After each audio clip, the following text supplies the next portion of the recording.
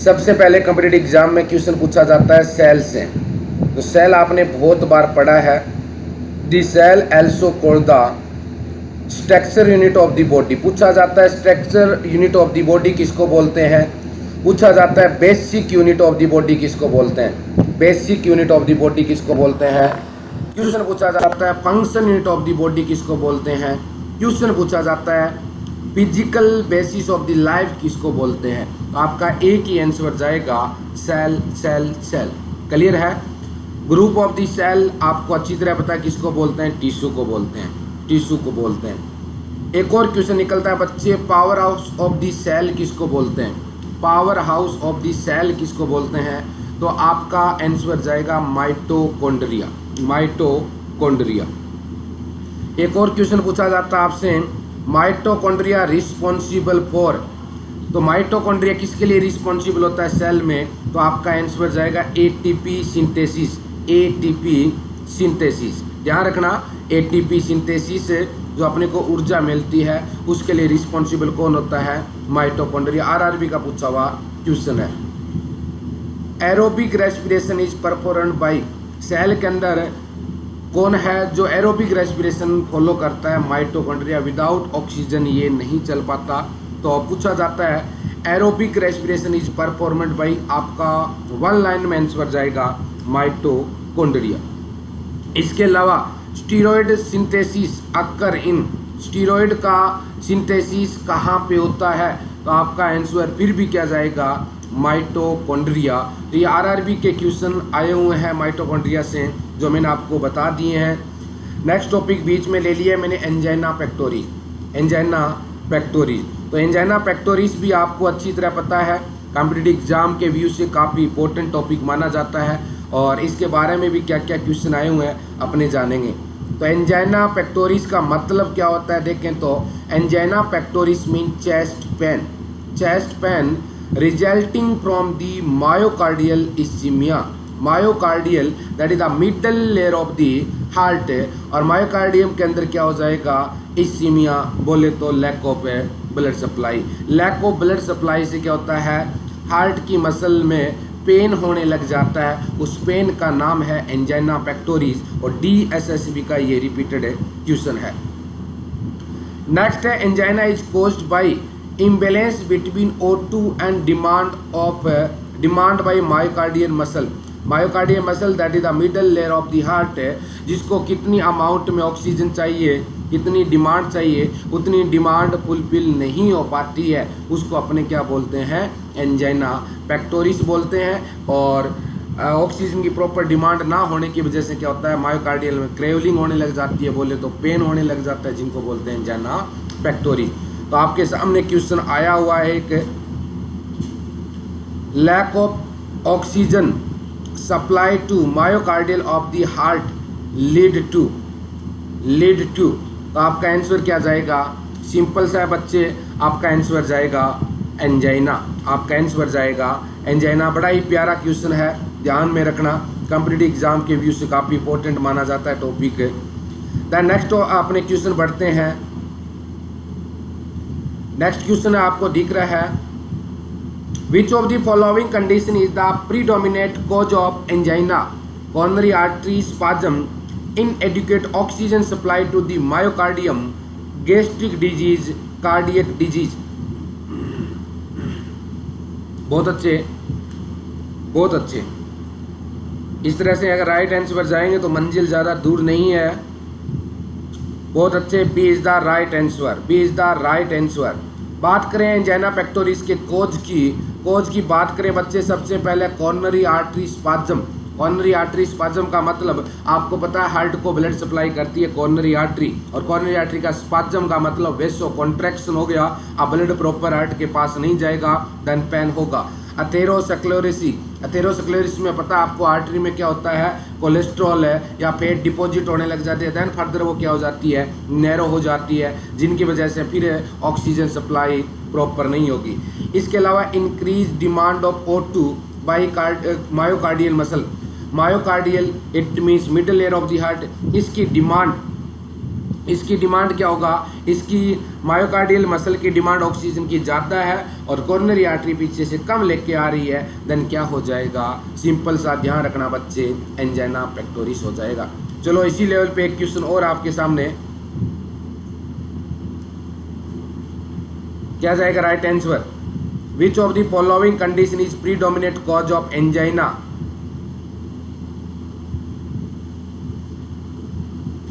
Predominant cause of angina, बहुत अच्छे बहुत अच्छे, यहाँ पे सब स्टूडेंट का आंसर जा रहा है right, D is the right answer. Cardiac disease ही क्या कहलाती है, एंजाइना पेक्टोरिस का कोज माना जाता है, चाहे वो रियोमेटिक फीवर हो, चाहे पेरिकार्डाइटिस हो, मायोकार्डाइटिस हो, एंडोकार्डाइटिस हो, चाहे एथेरोस्क्लेरोसिस हो, कोरोनरी आर्टरी में प्रॉब्लम हो, तो ये मेन माना जाता है।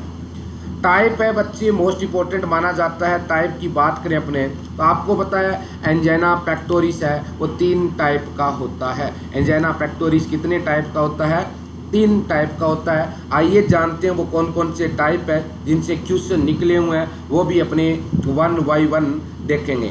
तो सबसे पहले है बच्चे stable angina. Stable angina, good morning all of you बच्चे।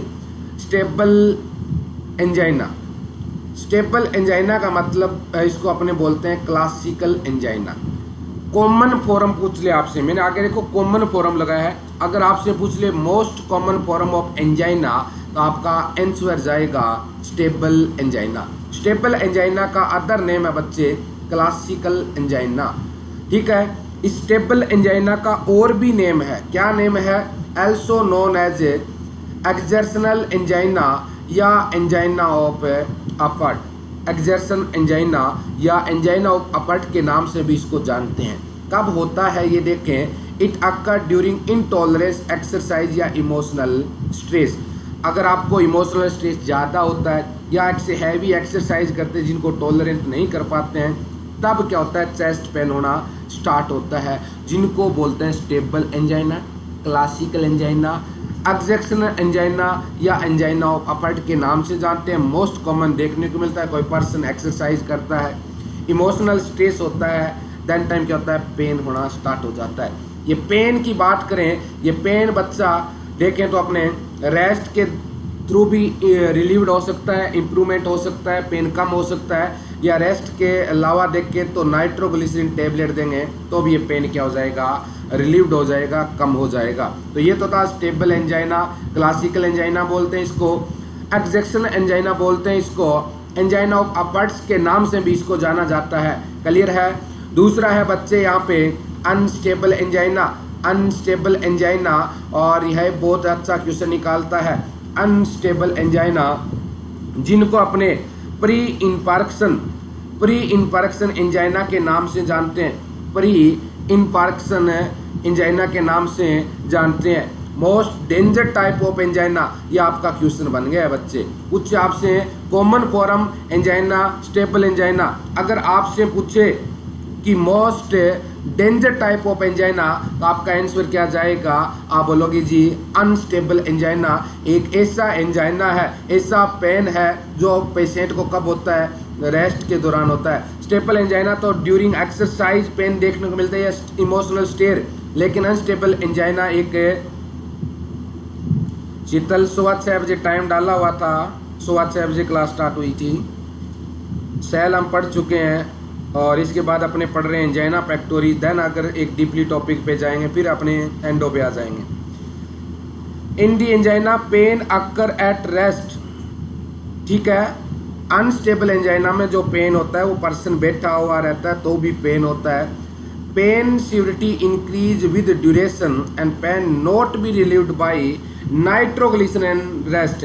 अनस्टेबल एंजाइना एक ऐसा एंजाइना है जिसमें पेन हमेशा पेशेंट को जब बैठा हुआ होता है तब होता है, और ये पेन ना तो रेस्ट से कम होता है ना कोई नाइट्रोग्लिसरीन टैबलेट देते हैं तब कम होता है। It is often a precursor of AMI, so it is called medical emergency. बहुत ही प्यारा क्वेश्चन बन चुका है बच्चे। पूछा जाता है precursor of AMI, in which of the following type of angina that is known as precursor of the AMI, तो आपका आंसर जाएगा अनस्टेबल एंजाइना या प्री इनफार्क्शन एंजाइना। इसके अलावा अगर पूछ ले most danger type of angina, तो भी आपका आंसर क्या जाएगा, आपका जाएगा अनस्टेबल है एंजाइना। क्वेश्चन आपके सामने दिख रहा है, put the right answer, which angina is most danger type of angina. मैंने पहले ही हाईलाइट कर रखा है इसको, और कॉम्पिटिटिव एग्जाम में ये क्वेश्चन पूछा जाता है। बहुत अच्छे, इस तरह से अगर राइट आंसर पे अपने जाएंगे तो डेफिनेटली मंजिल अपने को ही मिलेगी। D is the right answer, D is the right answer. Next है बच्चे variant angina. Variant angina, variant angina का नाम देखें तो इसको अपने प्रिंज मेटल एंजाइना या वेसोस्पास्टिक एंजाइना के नाम से जानते हैं। वेरिएंट एंजाइना देखें तो इसको अपने प्रिंजमेंटल एंजाइना या वेसोस्पास्टिक एंजाइना के नाम से जानते हैं। It occur due to coronary artery vasospasm and may occur at rest during some time in a day, specially morning में देखने को मिलता है। वेरिएंट एंजाइना को अपने प्रिंजमेंटल या वेसोस्पास्टिक एंजाइना डालते हैं। इसका कारण क्या होता है बच्चे, कोरोनरी आर्टरी का वेसोस्पाज्म हो जाता है। कोरोनरी आर्टरी हार्ट को ब्लड सप्लाई करती है, उसका जब वेसोस्पाज्म होता है तो प्रॉपर ब्लड कहाँ नहीं पहुंच पाता है, प्रॉपर ब्लड हार्ट के पास नहीं पहुंच पाता है, जिनकी वजह से ऑक्सीजन डिमांड पूरी नहीं होती और पेन होने लग जाता है। उस पेन को क्या बोलते हैं, वेरिएंट एंजाइना के नाम से जानते हैं। पूछ सकता है कोरोनरी आर्टरी में फॉल्ट आने से कौन सा होता है, पूछा क्या, पूछा हुआ क्वेश्चन है, नीचे आंसर डाल रखा है मैंने। नेक्स्ट है क्लिनिकल मैनिफेस्टेशन। तो substernum pain of crushing and squeezing in nature होता है। Crushing and squeezing in nature का मतलब है नाइफ लाइक पेन देखने को मिलता है यहाँ पे। और पेन रेडिएट कहाँ से कहाँ तक होता है, अमाई का रेडिएट का सर्कुलेशन बता चुका हूँ, अब बताने जा रहा हूँ मैं किसका, एंजाइना पेक्टोरिस का। तो पेन में भी रेडिएट टू सब शोल्डर, सब शोल्डर, देन उसके बाद सब शोल्डर बोले तो अपने लेफ्ट शोल्डर की बात कर रहा हूँ, एंड आर्म, उसके बाद जा, एंड उसके बाद नेक, और उसके बाद कहाँ पे आता है, बैक साइड में आता है। ये पेन का क्या होता है, रेडिएट होने का रास्ता रहता है एंजाइना पेक्टोरिस में। पेन में be relieved by rest and nitroglycerin. तो ये जो वेरिएंट एंजाइना है, ये पेन है वो रेस्ट और नाइट्रोग्लिसरीन क्या होता है, रिलीव मिल जाता है। लेकिन प्री इनफार्क्शन एंजाइना था वो नाइट्रोग्लिसरीन से पेन ठीक नहीं होता। Which of the following is caused due to spasm of coronary artery? अभी बता के आया हूं, spasm of,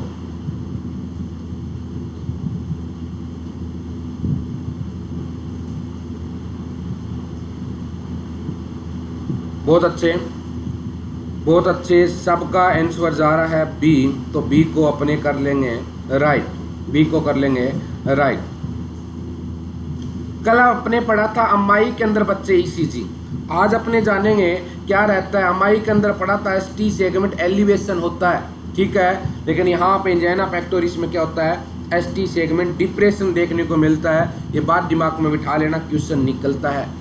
टी क्या रहती है, इन्वर्टेड टी वेव। टी क्या रहती है, नॉर्मली नीचे की तरफ आ जाती है, inverted T wave, inverted T wave.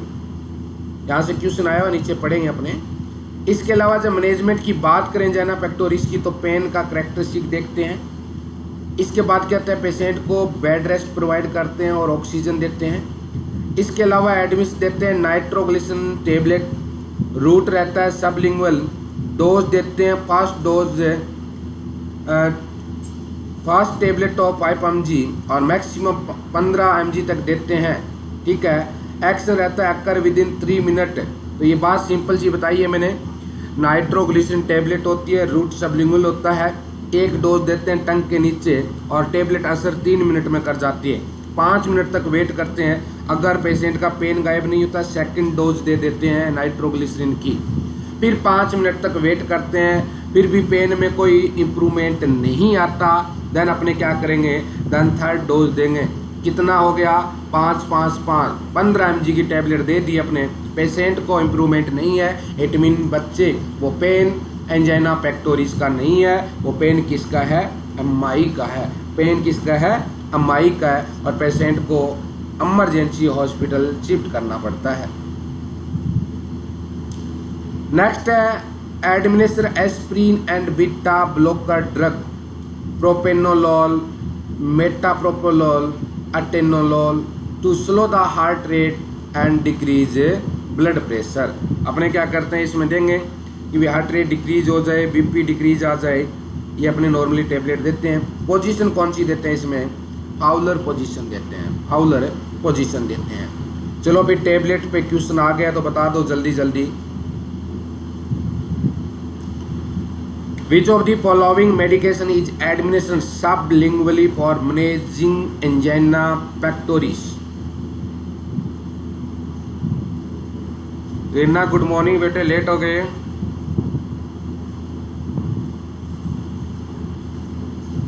क्या जाएगा? C is the right answer, C is the right answer. तो आपको देखो 16 हो गई आज, 17, 18, 19, 20, 21, 22, 23, आपके पास बच्चे हैं ओनली 8 दिन। 8 दिन घर वालों को बोल दो कि हमें सुबह से लेकर शाम तक डिस्टर्बेंस ना करे। वो ये मत बोलना मेरा तो ब्रेकफास्ट रह गया, मेरा चुन्नू मुन्नू ड्यूटी जाता है, मेरा बॉबी ड्यूटी जाता है, वो बहाने नहीं चलेंगे। क्लास किसी भी टाइम हो सकती है, रेडी रहना है आपको, ठीक है? रेडी रहना है और मेहनत करोगे बच्चे, डेफिनेटली मंजिल मिलेगी। मेहनत करने वालों को ही मंजिल मिलती है, बिना मेहनत वालों को नहीं मिलती। नेक्स्ट क्वेश्चन आता है बच्चे, nitroglycerin tablet use at home should be stored in tightly sealed dark glass container and replace every 6 months to ensure that the drug maintain optimal activity.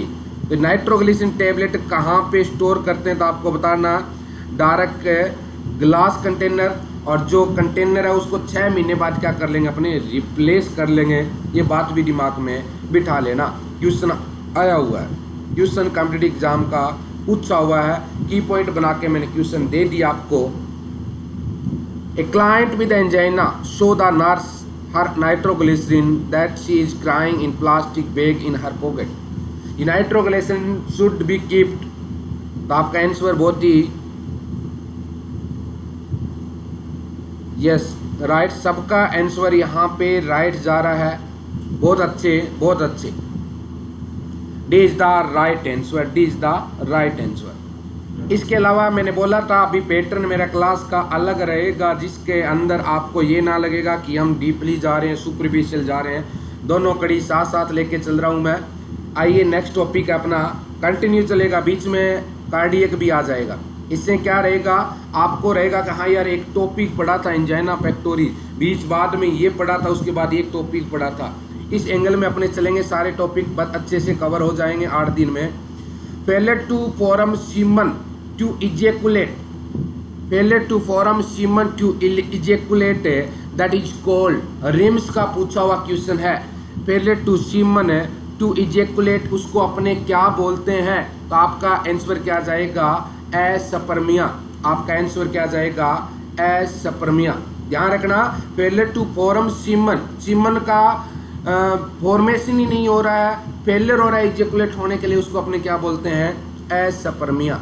Next question है बच्चे, absence of spermatozoa, absence of spermatozoa in semen, absence of spermatozoa in semen क्या कहलाता है, आपका answer जाएगा azoospermia. आपका answer जाएगा azoospermia.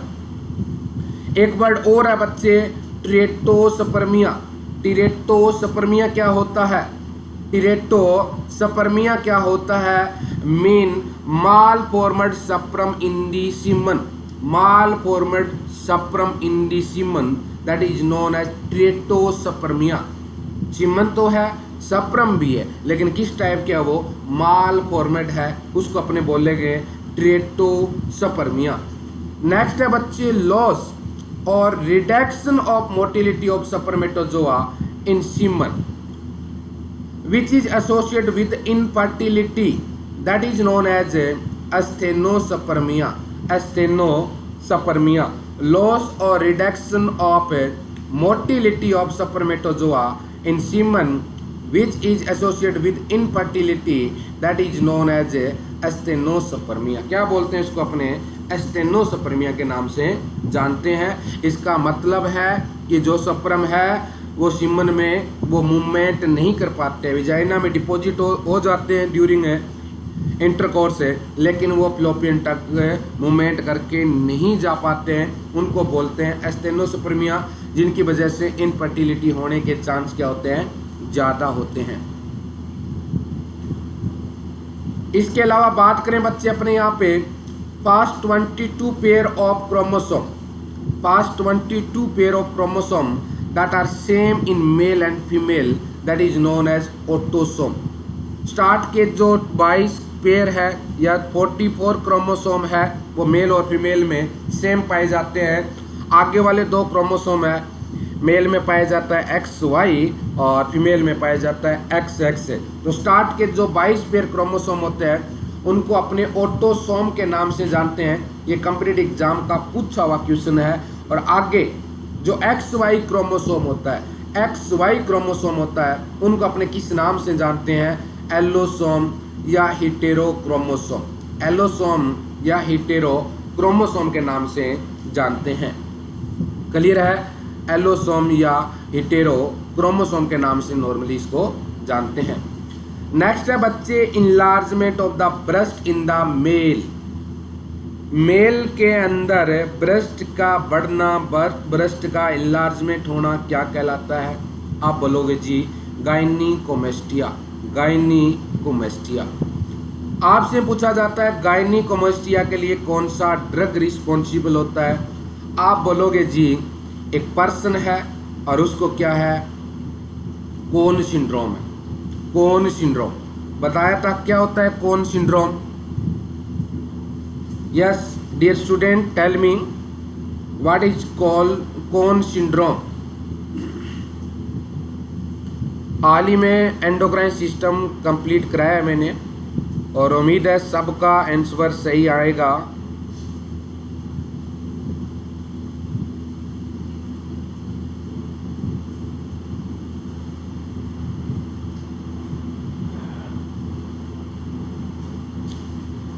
इसका मतलब साकिला अकेली पढ़ती और तो क्लास में कोई पढ़ता ही नहीं। एक स्टूडेंट का आंसर आया है ज्योति राइट।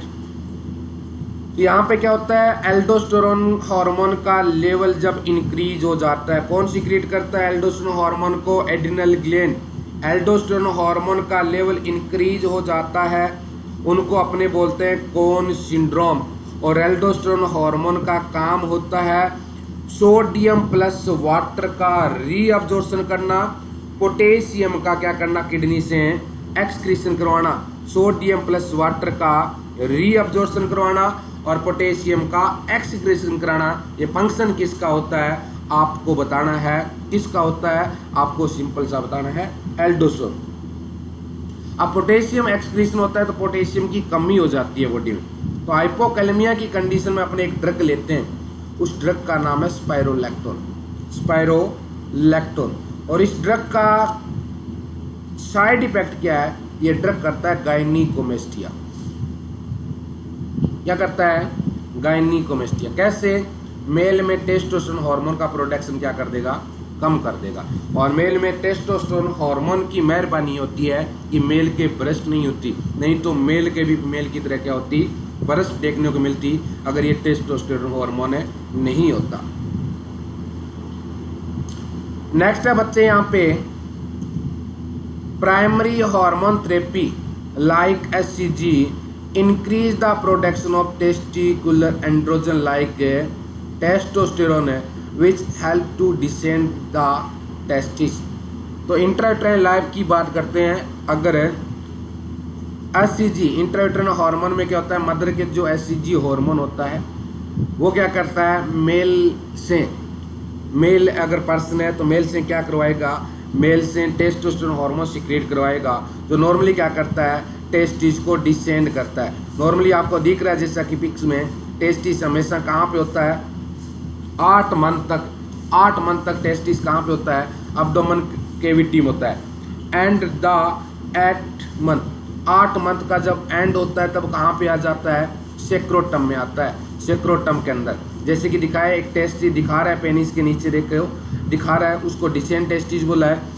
एक एब्डोमेन कैविटी में ही पड़ा हुआ है जिसको बोलते हैं एंडिसेंट टेस्टिस। इनगुइनल केनाल होती है यहाँ पे, इनगुइनल केनाल, जिसके थ्रू टेस्टिस कहाँ पे आ जाते हैं, सेक्रोटम में आते हैं। अगर टेस्टिस सेक्रोटम में ना आए, अगर टेस्टिस से सेक्रोटम में ना आए, उस कंडीशन को क्या बोलते हैं, ये भी पूछा हुआ क्वेश्चन है। उस कंडीशन को बोलते हैं बच्चे क्रिप्टोचिडिज्म।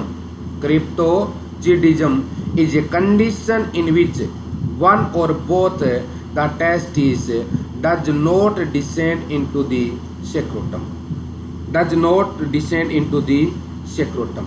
तो टेस्टिस है एब्डोमेन कैविटी से सेक्रोटम के अंदर ना आना क्या कहलाता है, आप बोलोगे सर क्रिप्टोचिडिज्म। क्रिप्टोचिडिज्म जिनको बोलते हैं undescended testis, undescended testis. The next अपने बात करें बच्चे, टेस्टिस का काम क्या होता है। टेस्टिस से पहले नॉर्मली एक वर्ड है gonads. Gonad are the generic term refer to, female में गोनाड्स किसको बोलते हैं, तो आप बोलोगे जी ओवेरी को, और मेल में किसको बोलते हैं, तो आप बोलोगे जी टेस्टिस को। ठीक है। इसके अलावा टेस्टिस का काम क्या होता है मेल में, टेस्टिस का काम क्या होता है मेल में, आप बोलोगे जी प्रोड्यूस स्पर्मेटोजोआ। ठीक है। Testis are the internal genital organ माना जाता है मेल में। Testosterone hormone responsible for sexual characteristic, sexual characteristic के मेल में कौन रहता है, दाढ़ी मुचकाना, वो इसका भारीपन होना, हाइट का इंक्रीज होना, प्यूबिक या जेनिटल हेयर का डेवलपमेंट होना, सारा का सारा क्या कहलाता है, टेस्टिस। प्रोस्टेट ग्लैंड के बच्चे मैंने थोड़ा सा यहाँ पे शॉर्ट एंड स्वीट में आपको बताने की कोशिश की है। प्रोस्टेट ग्लैंड के देखें तो इसमें 4 लोब होते हैं, 4 लोब होते हैं। कौन कौन सा, जैसा कि डायग्राम में दिख रहा है, anterior lobe, median lobe, posterior lobe and lateral lobe. 4 lobe देखने को मिलता है। प्रोस्टेट ग्लैंड मेल में पाई जाती है, फीमेल में नहीं पाई जाती। फीमेल में प्रोस्टेट ग्लैंड की तरह काम करती है स्किनी ग्लैंड, स्किनी ग्लैंड, और मेल में करती है प्रोस्टेट ग्लैंड की तरह काम है, आपको पता है, प्रोस्टेट ग्लैंड।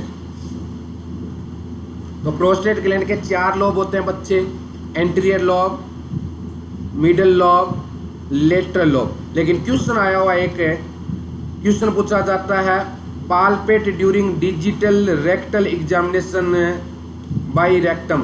ये क्वेश्चन पूछा जाता है जब अगर किसी पर्सन का रेक्टल एग्जामिनेशन करते हैं तब अपने फिंगर इंसर्ट करके देखें या नॉर्मली देखें तो कौन सा लोब प्रोस्टेट ग्लैंड का पाल्पेटेड किया जाता है, कौन सा lobe during rectal examination, during digital rectal examination करते हैं का प्रोस्टेट ग्लैंड का कौन सा लोब पाल्पेट किया जाता है। आपका आंसर जाएगा बच्चे, सिंपल सा याद रख लेना, पोस्टीरियर लोब, पोस्टीरियर लोब। एक क्वेश्चन आया हुआ ये।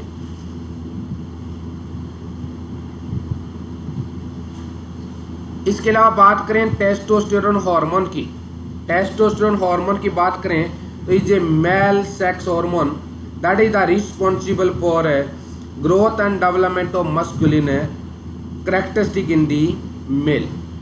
तो ये बात पहले मैं बता चुका हूँ आपको। टेस्टिस का वेट होता है 20 से 25 ग्राम, 20 से 25 ग्राम। वेट कितना होता है प्रोस्टेट ग्लैंड का, तो आपको बताना है 15 से 20 ग्राम, और इंक्रीज हो जाता है ये 40 ग्राम कब है, जब बंदे की एज 50 साल के अराउंड या ज़्यादा जाती है। एक कंडीशन होती है बच्चे, क्वेश्चन आता है ड्रिबलिंग ऑफ द यूरिन किस में देखने को मिलता है, dribbling of the urine, drop करके यूरिन आता है। तो आपको क्या बताना है, आपको सिंपल सा बताना है hyperplasia of the prostate gland, hyperplasia of the prostate gland. Prostate gland का साइज जब इंक्रीज हो जाता है तो क्यों मेल के क्या होता है, जो यूरिथ्रा आता है वो प्रोस्टेट ग्लैंड के अंदर से आता है, प्रोस्टेट ग्लैंड के अंदर से आता है। तो इसकी वजह से अगर ग्लैंड का साइज हो गया इंक्रीज तो जो यूरिथ्रा ओपनिंग होती है वो क्या हो जाती है, नैरो हो जाती है, जिनकी वजह से ड्रिबलिंग ऑफ द यूरिन देखने को मिलता है। इसके अलावा बात करें टेस्टिस का साइज देखें अपने, तो टेस्टिस का साइज 4.5 सेंटीमीटर लॉन्ग, 2.5 सेंटीमीटर आपको पता है वीड से, और 3 सेंटीमीटर क्या रहती है इसकी थिकनेस। नेक्स्ट बच्चे क्वेश्चन है, testicular enlargement is the past visible sign of puberty. Past visible sign of puberty क्या माना जाता है मेल में, तो आपको बताना है टेस्टिकुलर इनलार्जमेंट, और फीमेल में क्या माना जाता है past sign of puberty thelarche, right. Past sign of puberty in female thelarche, breast का इनलार्जमेंट, और late sign of puberty in female, दोनों क्वेश्चन रिपीटेड है। Late sign of puberty in female तो मिनार्की, मिनार्की क्लियर है, ध्यान रख लेना। 3 question दे रहा हूं बच्चे। पास्ट साइन पूछा जाता है विजिबल साइन प्यूबर्टी का मेल में testicular enlargement, past sign of puberty in female thelarche, और लास्ट या late sign of the puberty in female है, आप क्या बोलोगे, आप बोलोगे menarche, that is known as first menstrual cycle. Next है temperature requirement for successful spermatogenesis. Question पूछा हुआ है कि टेस्टिस में स्पर्मेटोजेनेसिस बोले तो स्पर्म की प्रोडक्शन के लिए कितना चाहिए टेम्परेचर, तो आपको बताना है 25 से 30 डिग्री, 25 से 30 डिग्री। इसलिए नॉर्मली आपको पता है टेस्टिस नॉर्मली मेल के कहाँ पे होते हैं, सेक्रोटम में होते हैं, टेस्टिस के एब्डोमेन कैविटी में नहीं होती, क्योंकि एब्डोमेन कैविटी का टेम्परेचर 37 डिग्री होता है, और सिंपल सी बात करें तो टेस्टिस 37 डिग्री के ऊपर स्पर्म का प्रोडक्शन नहीं कर पाते हैं। इसलिए नॉर्मली अपने क्या होता है टेस्टिस सेक्रोटम में होता है, और टेम्परेचर कितना 25 से 30 डिग्री, और वहाँ पे सक्सेसफुल स्पर्मेटोजेनेसिस नॉर्मली हो जाता है। बात अपने करके टेस्टिस का डिस्टेंस कब होता है, testis descend into scrotum at the end of 8 month of the life. कहाँ पे, फीटल लाइफ में 8 मंथ का जब एंड होता है तब एब्डोमेन कैविटी से टेस्टिस इंग्यूनल कैनाल के थ्रू कहाँ पे आ जाते हैं, सेक्रोटम में आ जाते हैं। इसके अलावा यहाँ पे होता है length of vast difference, length of vast difference है, और वास्ट डिफरेंस वो होता है जो टेस्टिस से स्पर्म को कहाँ पे लेके जाता है, यूरिथ्रा तक, यूरिथ्रा तक। क्लियर है, कितनी लेंथ होती है, बोलोगे जी 45 सेंटीमीटर, 45 सेंटीमीटर। स्पाइनल कॉर्ड की लेंथ कितनी होती है, 45 सेंटीमीटर। न्यूबॉर्न बेबी की लेंथ कितनी होती है, 45 to 50 centimeter, 45 to 50 centimeter. Enema can की हाइट कितनी होती है, एनिमा कैन की हाइट कितनी होती है, 45 सेंटीमीटर, 45 सेंटीमीटर। तो ये 45 सेंटीमीटर से जो क्वेश्चन निकल रहे हैं वो एक साथ मैंने आपको बता दिए हैं। नेक्स्ट क्वेश्चन है sperm production in male begin at puberty and continue throughout life. Male के अंदर स्पर्म का प्रोडक्शन कब होने लग जाता है, प्यूबर्टी पे होने लग जाता है, बोले तो 13 से 14 साल में, और पूरी लाइफ क्या रहता है, स्पर्म का प्रोडक्शन होता रहता है। एक वर्ड है बच्चे हाइड्रोसील, एक वर्ड है हाइड्रोसील। हाइड्रोसील का मतलब होता है swelling of scrotum due to accumulation of serous fluid in the sac like cavity specially in the tunica vaginalis of testis. Tunica vaginalis क्या होती है बच्चे, टेस्टिस की आउटर कवरिंग होती है, टेस्टिस की आउटर कवरिंग होती है, और उसमें क्या आता है स्वेलिंग आके फ्लूइड का कलेक्शन होना। देख रहे हैं आपको, एक साइड नॉर्मल टेस्टिस है और दूसरी साइड है वो टेस्टिस है जिसके अंदर क्या हो चुका है, हाइड्रोसील है, फ्लूइड फिल हो चुका है। और जैसे ही फ्लूइड फिल होता है टेस्टिस का साइड क्या हो जाता है, इंक्रीज हो जाता है, और उसमें पेशेंट क्या होता है, सीवियर है, पेन होता है। देन नेक्स्ट है यहाँ पे एक वर्ड बच्चे acrosome. Acrosome is a specialized lysosome present in the head of sperm cell. एक स्पर्म के अपने स्ट्रक्चर देखते हैं बच्चे, तो इसके अंदर क्या होता है, इसके अंदर आपने देखा है स्पर्म के 3 पार्ट होते हैं, ठीक है, हेड, बॉडी एंड टेल। और हेड में क्या होता है, एक्रोसोम पाया जाता है, और जो क्या करता है, लाइसोजाइम एंजाइम उसमें क्या होता है, प्रेजेंट होता है। ये लाइसोसोम एंजाइम है, ये क्या करता है, ये लाइसोसोम एंजाइम है, सिंपल सा क्या करता है, ये लाइसोसोम एंजाइम में जो ओवम होता है, जो ओवम होता है उस ओवम को एंट्री मारता है, ओवम को क्या करता है, सिंपल सा क्या करता है, होल करता है, ओवम के अंदर क्या करता है, होल करता है।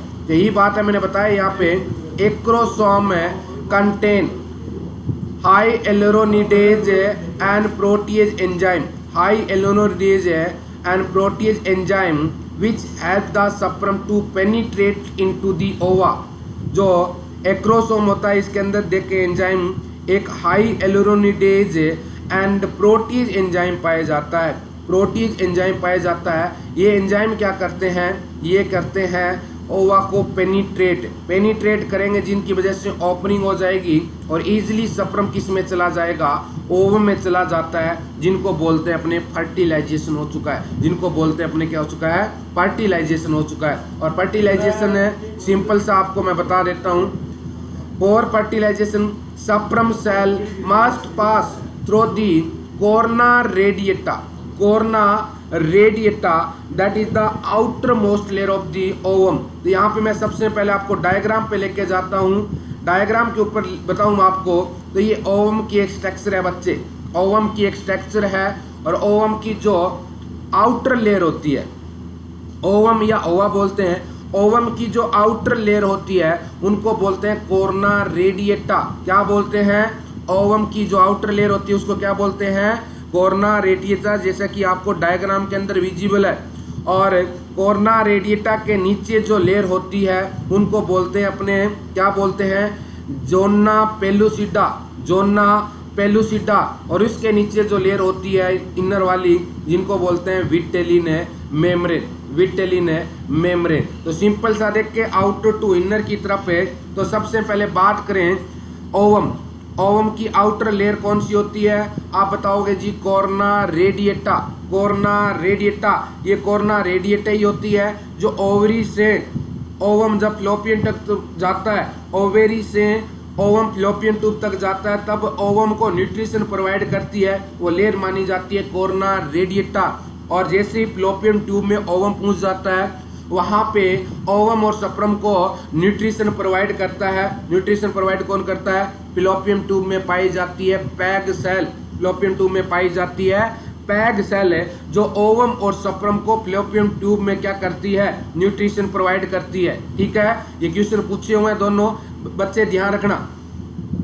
तो ओवम की बात करें outer to inner, outer layer होती है कोर्ना रेडिएटा, उसके नीचे होती है जोना पेलिसुडा, और उसके नीचे होती है विटेलिन मेम्ब्रेन। तो यही बात मैंने इसके अंदर बताई है, fertilize sperm must pass through corona radiata, outer most layer, उसके नीचे आ जाती है जोना पेलिसुडा, और उसके नीचे आ जाती है विटेलिन मेम्ब्रेन, उसके नीचे आ जाती है विटेलिन मेम्ब्रेन। अब बताऊं मैं आपको सिंपल सा बच्चे, जैसे ही ओवम क्या करेगा, जैसे ही ओवम में सप्रम के कांटेक्ट में आता है तो क्या करेगा, सप्रम के हेड में एक्रोसोम होता है जो एंजाइम सीक्रेट करेगा। वो एंजाइम क्या होगा, इस कोर्ना रेडिएटा के लेयर के ऊपर आएगा, और यहाँ पे होल करता हुआ सप्रम कहाँ पे एंट्री मार जाएगा, ओवम के अंदर एंट्री मार जाएगा। अब आपके दिमाग में आ रहा है सर है, अब होल हो गया है तो उसमें एक ही सप्रम एंट्री मारता है, दूसरा भी तो मार सकता है, होल ओपन है तो उसमें 2 घुस सकते हैं, 3 घुस सकते हैं, 4 घुस सकते हैं। 2 घुसेंगे तो 2 बच्चे बोलेंगे, ट्विन से ट्रिपल क्वाड्रेंट बोलते हैं ना। लेकिन मोस्टली 99% क्या होता है, एक सप्रम एंट्री के बाद जो अंदर वाली विटेलिन मेम्ब्रेन होती है, अंदर वाली जो विटेलिन मेम्ब्रेन होती है वो किस में कन्वर्ट हो जाती है, फर्टिलाइज मेम्ब्रेन में कन्वर्ट हो जाती है। विटेलिन मेम्ब्रेन किस में कन्वर्ट हो जाती है, सप्लीमेंट्री के बाद फर्टिलाइज मेम्ब्रेन में कन्वर्ट हो जाती है। और ये फर्टिलाइज मेम्ब्रेन क्या करती है, फर्दर एंट्री होने से सप्रम की क्या करती है, रोकती है। तो आपको पता लग गया होगा, एक सप्रम है ओवम में घुसने के बाद परदम सप्रम को कौन रोकता है, तो ये विटेलिन मेम्ब्रेन होती है। ओवम की जो इंटर लेयर होती है ये किस में कन्वर्ट हो जाती है, फर्टिलाइज मेम्ब्रेन में कन्वर्ट हो जाती है। और ये फर्टिलाइज मेम्ब्रेन क्या करती है, जो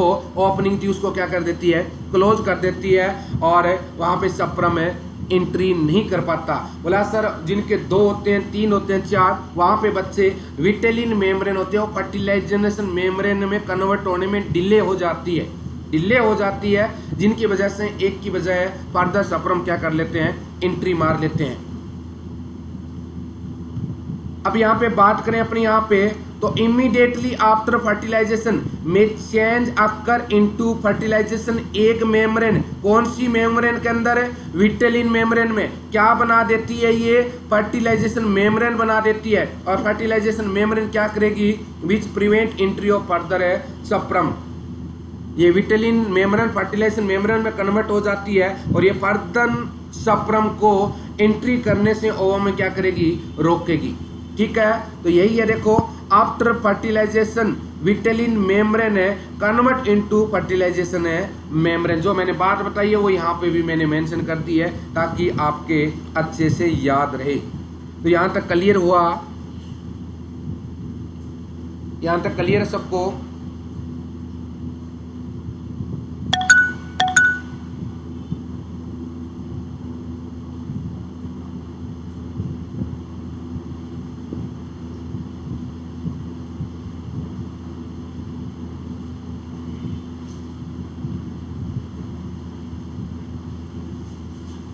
ओके, अब कुछ टर्मिनोलॉजी और है, उसके बाद अपने थोड़ा सा कार्डियो में जाएंगे, फिर अपने ओबीजी भी चलेगी, बीच में एक यूनिट और भी आ सकता है। One of the interstitial cell between the seminiferous tubule in the testis that produce testosterone hormone. तो सिंपल सी ध्यान रखना बच्चे, टेस्टिस में सेल पाई जाती है। मैं सिंपल वर्डों में आपको दिमाग में बिठा देता हूँ बात। टेस्टिस में सेल पाई जाती है, उस सेल को लीडिंग सेल बोलते हैं, उस सेल को इंटरस्टिशियल सेल बोलते हैं। Leydig cell is also known as interstitial cell या interstitial cell is also known as a Leydig cell. इनका काम क्या होता है? सब टेस्टोस्टेरोन का प्रोडक्शन करना, टेस्टोस्टेरोन का क्या करना? प्रोडक्शन करना। क्लियर है? एक वर्ड आता है बच्चे यहाँ पे कैपेसिटेशन। कैपेसिटेशन का मतलब क्या होता है?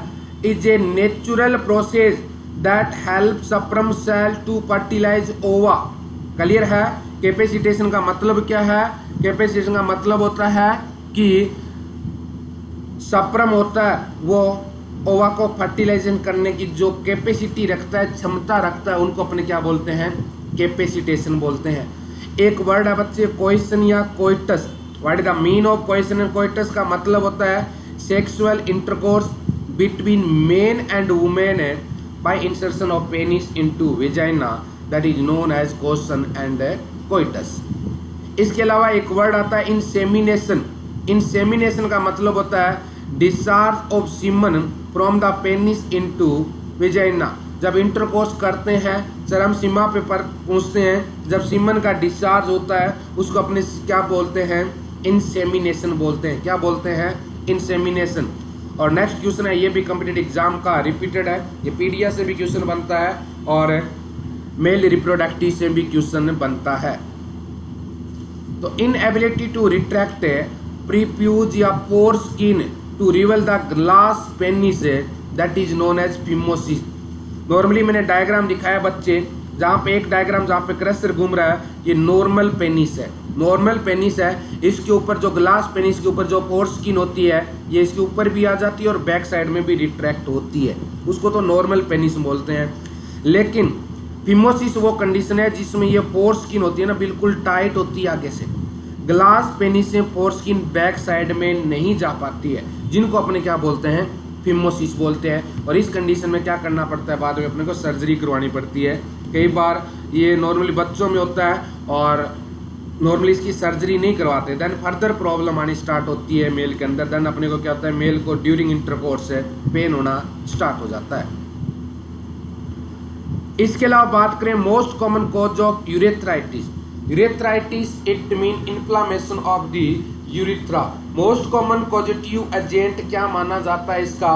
तो आप बोलोगे जी क्लेमाइडिया ट्रेकोमेटिस। क्लेमाइडिया ट्रेकोमेटिस।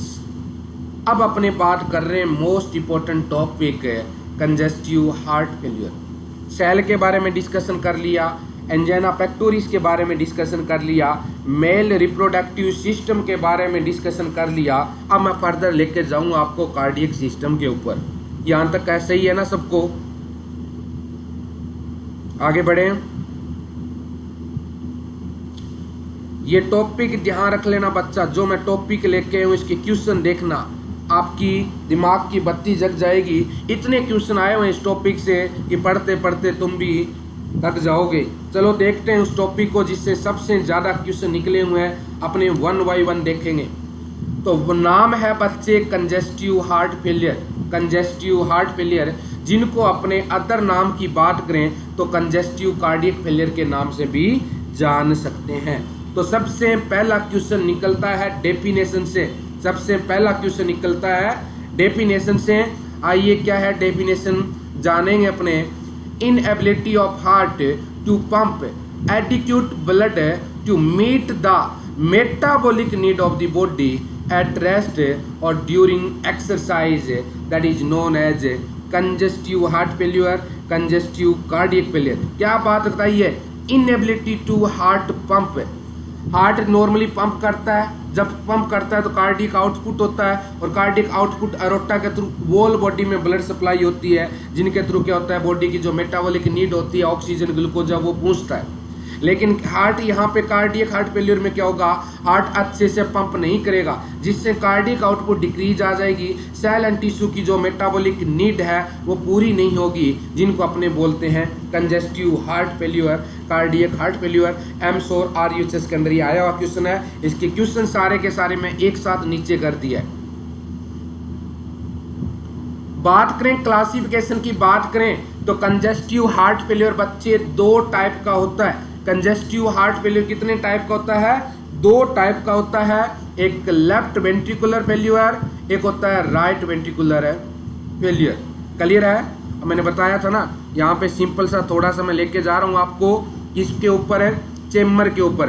हार्ट के बच्चे मैंने चेम्बर पढ़ा चुका हूँ। 4 चेम्बर थे, right atrium, left atrium, right ventricle, left ventricle. अब जो राइट वेंट्रिकल लेफ्ट वेंट्रिकल है ना हार्ट के, ये दोनों प्रॉपर कॉन्ट्रैक्शन नहीं कर पाते हैं, प्रॉपर रिलैक्स नहीं हो पाते हैं, अपना आउटपुट नहीं दे पाते हैं, जिनको बोलते हैं कि वेंट्रिकल फेल हो गया। और वेंट्रिकल फेल हो जाता है, उस कंडीशन में हार्ट फेल होने के क्या होते हैं? चांस होते हैं। तो 2 टाइप का वेंट्रिकल फेल होता है, लेफ्ट वेंट्रिकल फेल और राइट वेंट्रिकुलर फेल। अब अपने जानेंगे लेफ्ट वेंट्रिकल फेल क्या होता है। अब आपको पता लग रहा है ना कि लेफ्ट वेंट्रिकल कौन सा है। लेफ्ट वेंट्रिकल के ऊपर चेम्बर कौन सा था? Left atrium. और लेफ्ट एट्रियम में ब्लड कौन लेके आता था? पल्मोनरी वेन लेके आती थी। कौन सा ब्लड लेके आती थी? ऑक्सीजनेटेड ब्लड लेके आती थी। लेफ्ट वेंट्रिकल ब्लड पूरी बॉडी में डालता था, जिसमें अरोटा में डालता था। कौन सा ब्लड डालता था? ऑक्सीजनेटेड ब्लड डालता था। अब ध्यान रखना ना, कंफ्यूजन मत होना। जब लेफ्ट वेंट्रिकल फेल होता है तो क्या होगा? ऑक्सीजनेटेड ब्लड पूरी बॉडी में सप्लाई नहीं होगा और ब्लड बैकवर्ड फ्लो लेगा। बैकवर्ड फ्लो लेगा तो बैकवर्ड किस में? लेफ्ट एट्रियम में, और लेफ्ट एट्रियम से किस में? पल्मोनरी वेन में। अब क्या होगा? हार्ट के अंदर सिम्टम कौन से आएंगे? सारे के सारे लंग्स वाले आएंगे। लंग्स वाले आएंगे। दिमाग में बिठा देता हूँ दोबारा बच्चे, मैं डायग्राम यहाँ पे बनाना पॉसिबल नहीं है, मेरे को व्हाइट बोर्ड खोलना पड़ेगा। आशा करता हूँ आप वैसे ही समझ जाओगे। चेम्बर आपने बनाए हुए हैं, 4 चेम्बर होते हैं, right atrium, left atrium, right ventricle, left ventricle. बच्चे बात करें अपने लेफ्ट एट्रियम और लेफ्ट वेंट्रिकल की, ध्यान रखना, जब लेफ्ट वेंट्रिकल है ब्लड आगे अरोटा में नहीं डाल पाएगा तो क्या होगा? लेफ्ट वेंट्रिकल का ब्लड है बाइकस्फीड वाल के थ्रू किस में बैकवर्ड फ्लो लेगा? लेफ्ट एट्रियम में। और लेफ्ट एट्रियम में कौन सा ब्लड आता है? आपको पता है ऑक्सीजनेटेड ब्लड आता है लंग्स से। कौन लेके आती है? Pulmonary vein. कौन लेके आती है? Pulmonary vein. अब सिंपल सी बात देखो कि लेफ्ट एट्रियम लेफ्ट एट्रियम में ब्लड पूरी बॉडी में, मतलब बोले तो लेफ्ट वेंट्रिकल पूरी बॉडी में ब्लड नहीं पहुंचा पाएगा, तो क्या होगा, ऑक्सीनेटेड ब्लड जब सेल एंड टिश्यू के पास नहीं पहुंचेगा तो क्या होगा, बॉडी का कलर चेंज होगा कि नहीं होगा, बोलोगे जी होगा। क्लियर है, तो क्या बोलोगे, सांस लेने में दिक्कत होगी कि नहीं होगी, बोलोगे जी होगा, क्योंकि oxygenated blood cell and tissue में पहुंच ही नहीं पाता। तो सबसे पहले देखो, जब लेफ्ट वेंट्रिकल फेल हो जाता है क्या सिम्टम आता है, productive cough with frothy sputum, it is the mucus that is foamy and contain bubble. Frothy sputum का मतलब होता है जो स्पुटम आता है उसमें क्या होते हैं, छोटे छोटे बबल पाए जाते हैं। क्यों आएगा ऐसा, क्योंकि लेफ्ट एट्रियम से ब्लड कहाँ से, लंग्स से आ नहीं रहा है, लंग्स से आगे आ नहीं रहा, तो लंग्स के क्या होगा, फ्लूइड कलेक्शन होना स्टार्ट हो जाएगा, और फ्लूइड कलेक्शन स्टार्ट होगा तो प्रोडक्टिव कप और फ्लूइड स्पुटम आना स्टार्ट हो जाएगा। ये दिमाग में बिठा लेना, क्वेश्चन रिपीटेड है। ऑर्थोपनिया होगा, ऑर्थोपनिया का मतलब है अ पर्सन लेटे हुए सांस नहीं ले पाएगा, क्योंकि लंग्स के पास भी खुद ऑक्सीनेटेड ब्लड नहीं पहुंच रहा, क्योंकि अब लेफ्ट एट्रियम बॉडी में, लेफ्ट एट्रियम से लेफ्ट वेंट्रिकल जाएगा, लेफ्ट वेंट्रिकल पूरी बॉडी में ब्लड सप्लाई नहीं कर पाता है, और नहीं कर पाएगा तो वापस रिटर्न होकर ब्लड ना तो राइट एट्रियम आएगा ना ही राइट वेंट्रिकल में आएगा, और राइट वेंट्रिकल से आपको बताया पल्मोनरी आर्टरी होती है जो लंग्स में लेके आते हैं, वो सर्कुलेशन क्या हो जाएगा, डिस्टर्बेंस हो जाएगा, तो पर्सन को क्या होगा, ऑर्थोपनिया, ऑर्थोपनिया।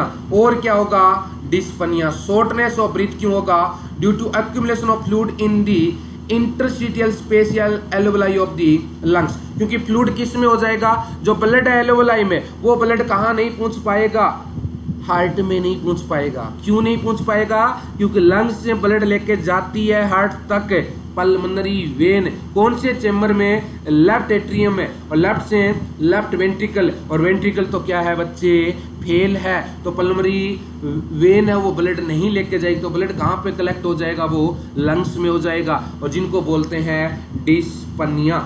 और क्या होगा, टेकीपनिया। अब सांस लेने में दिक्कत होगी, पर्सन क्या करेगा, जल्दी जल्दी सांस लेगा, और साउंड कौन सी आएगी, क्रेकल साउंड आती है, क्रेकल साउंड सुनाई देगी यहाँ पे नॉर्मली, क्रैकिंग या बबलिंग साउंड नॉर्मली अपने बोलते हैं, वो साउंड सुनाई देगी जब अपने क्या करेंगे, अस्कल्टेशन करेंगे। तो ये क्लिनिकल मैनिफेस्टेशन क्लियर है सबका।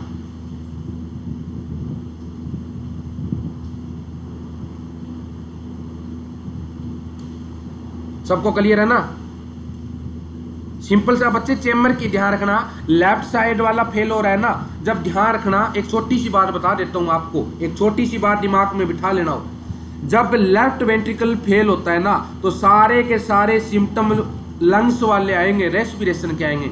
जब राइट वेंट्रिकल फेल होता है, जब सारे के सारे सिम्टम्स सिस्टेमेटिक सर्कुलेशन के आएंगे, बॉडी के आएंगे।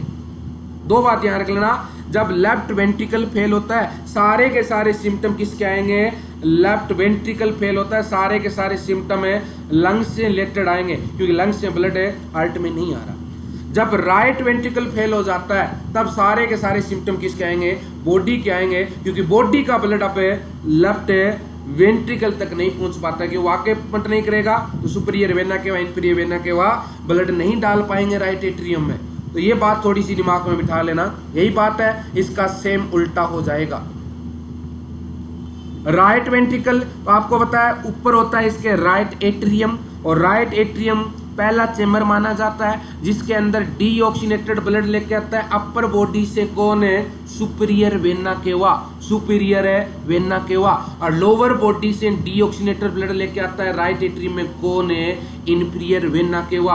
अब राइट एट्रियम से ब्लड आता है बच्चे, राइट एट्रियम से ब्लड आता है राइट वेंट्रिकल में, कौन सी वॉल के थ्रू, बोलोगे जी ट्राइकस्पिड वॉल, ट्राइकस्पिड वॉल के थ्रू। क्लियर है। अब देखो ये कह रहा है राइट वेंट्रिकल फेल। अब राइट वेंट्रिकल फेल हो गया तो आपको अच्छी तरह पता है कि राइट वेंट्रिकल से ब्लड लंग्स तक जाता है, लेके जाती है पल्मोनरी आर्टरी। कौन सा ब्लड है, डीऑक्सीनेटेड ब्लड, डीऑक्सीनेटेड है ब्लड।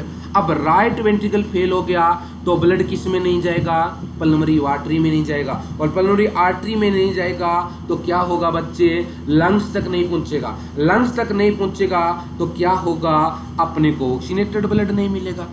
और अब होता क्या है, राइट वेंट्रिकल फेल हो गया, राइट वेंट्रिकल फेल होने से क्या होगा, लोअर बॉडी और अपर बॉडी का ब्लड राइट एट्रियम में नहीं आ पाएगा, वेन में ही रहेगा, और वेन में रहेगा तो आपको पता है बॉडी में फ्लूइड कलेक्शन हो जाएगा, तो क्या हो जाएगा, एडिमा हो जाएगा, एसाइटिस हो जाएगा, वेन होगी नेक की वो फूल जाएगी जिनको बोलते हैं डिस्टेंडेड नेक वेन, और क्या होगा, फ्लूइड नहीं होगा तो फ्लूइड बॉडी में ही रहेगा तो क्या होगा, वेट गेन हो जाएगा। और आपको पता है अब ब्लड अच्छे से सर्कुलेट नहीं होगा तो वेस्ट प्रोडक्ट का लेवल बढ़ जाएगा, नोजिया वोमिटिंग होगा, क्योंकि अब कार्डियक आउटपुट नहीं होगा, क्योंकि अब राइट वेंट्रिकल में नहीं आएगा तो लंग्स में नहीं जाएगा, लंग्स में नहीं आएगा तो लंग्स से पल्मोनरी वेन है किस में नहीं पहुंचाएगी, लेफ्ट वेंट्रिकल में नहीं पहुंचाएगी, तो कार्डियक आउटपुट भी डाउन आ जाता है, तो किडनी के पास यूरिन नहीं पहुंचेगा तो क्या हो जाएगा, डिक्रीज यूरिन आउटपुट भी हो जाएगा। तो ये बेसिक चीजें समझने वाली चीज है। डिक्रीज पिटिंग एडिमा होगा, एंकल एडिमा, एनीबॉडी मेरे को बता देगा एंकल एडिमा क्यों होता है, मैं समझ जाऊंगा कि बच्चे टॉपिक समझ गए। एंकल एडिमा क्यों हो रहा है, एंकल एडिमा क्यों हो रहा है राइट वेंट्रिकल में,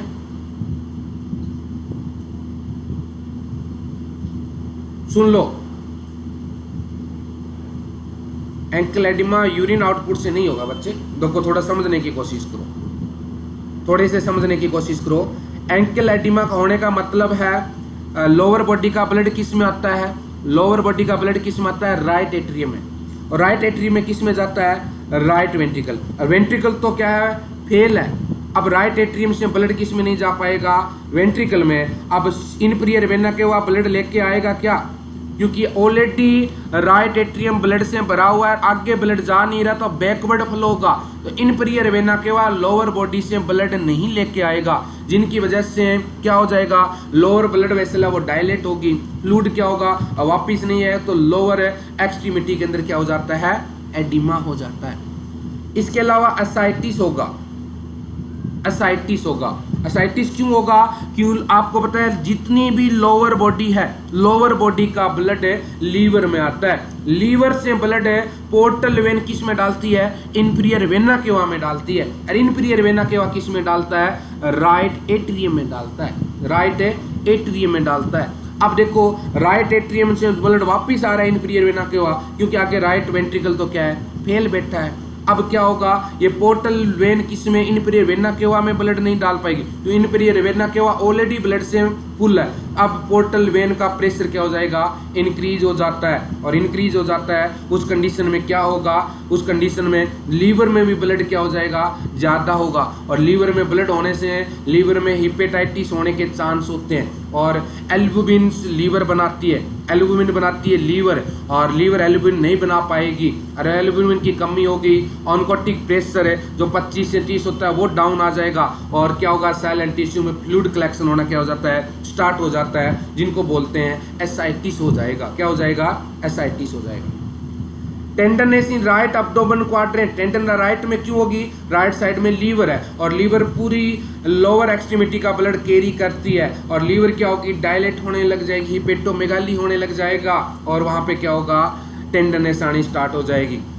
distension neck when, neck when में डिस्टेंशन क्यों, क्योंकि आपको पता है अपर बॉडी से ब्लड आता है सुपीरियर वेना केवा, और superior vena cava right atrium में ब्लड डालता है। अब राइट एट्रियम से ब्लड जाता है राइट वेंट्रिकल, वेंट्रिकल फेल है तो राइट एट्रियम का ब्लड वापिस सुपीरियर वेना केवा में जाएगा, तो जितनी भी ये नेक की वेन होती है सुपीरियर वेना केवा में ब्लड डालेगी, और वहाँ से बैकवर्ड फ्लो होगा, जिसकी वजह से नेक वेन क्या हो जाती है, डिस्टेंस हो जाती है, लार्ज हो जाती है, जिनको बोलते हैं नेक वेन डिस्टेंशन।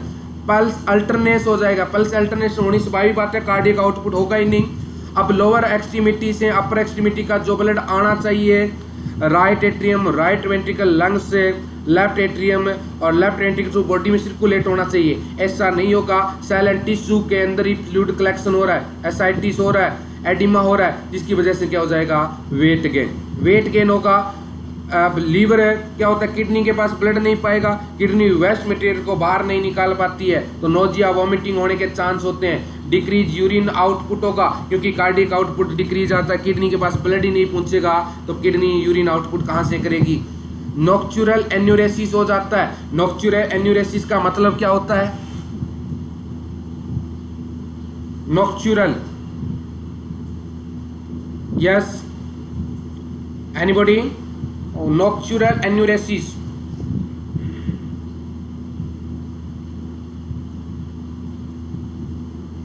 या नाइट यूरिन।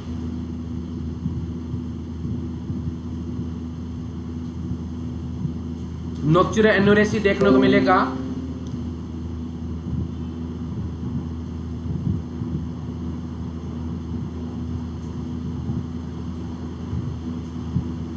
ठीक है।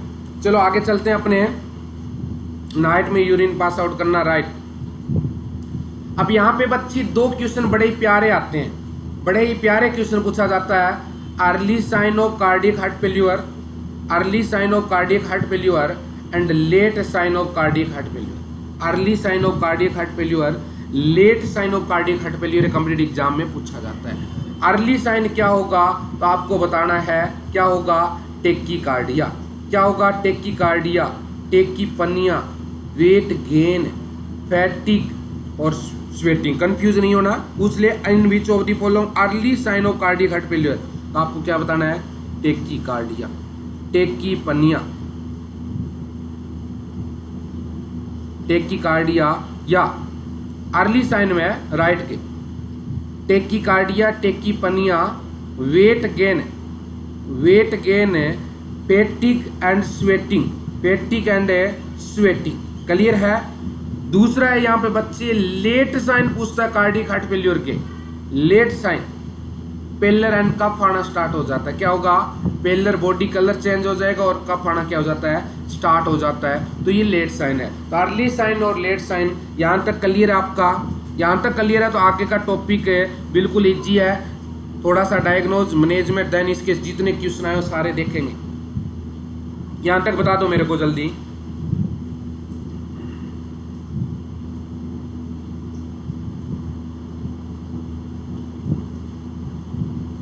बहुत अच्छे, बहुत अच्छे, अच्छे से रिवाइज करना। हार्ट के 4 चेम्बर बना लेना और एक बार मैं ऑफलाइन क्लास लूँगा तो एक बार दोबारा इस टॉपिक का थोड़ा सा मैं बता दूंगा कैसे क्या आता है डायग्राम बना के। अब बात करते हैं अभी डायग्नोज इवैल्यूएशन की।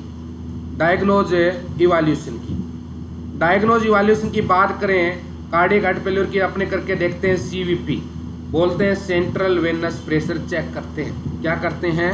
सीवीपी, सेंट्रल वेनस प्रेशर क्या करते हैं? चेक करते हैं। तो the subclavian approach to placement the central line is प्रिप्रिवेंट।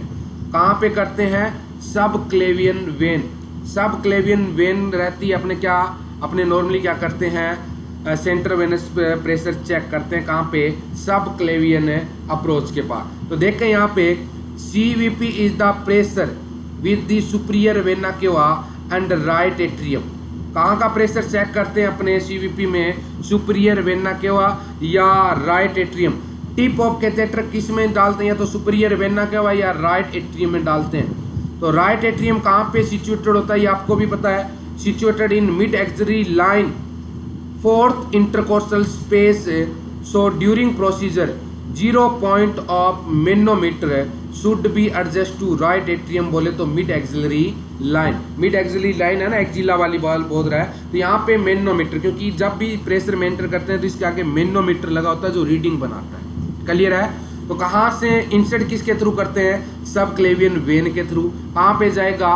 Superior vena cava के अंदर या राइट एट्रियम में कैथेटर जाएगा।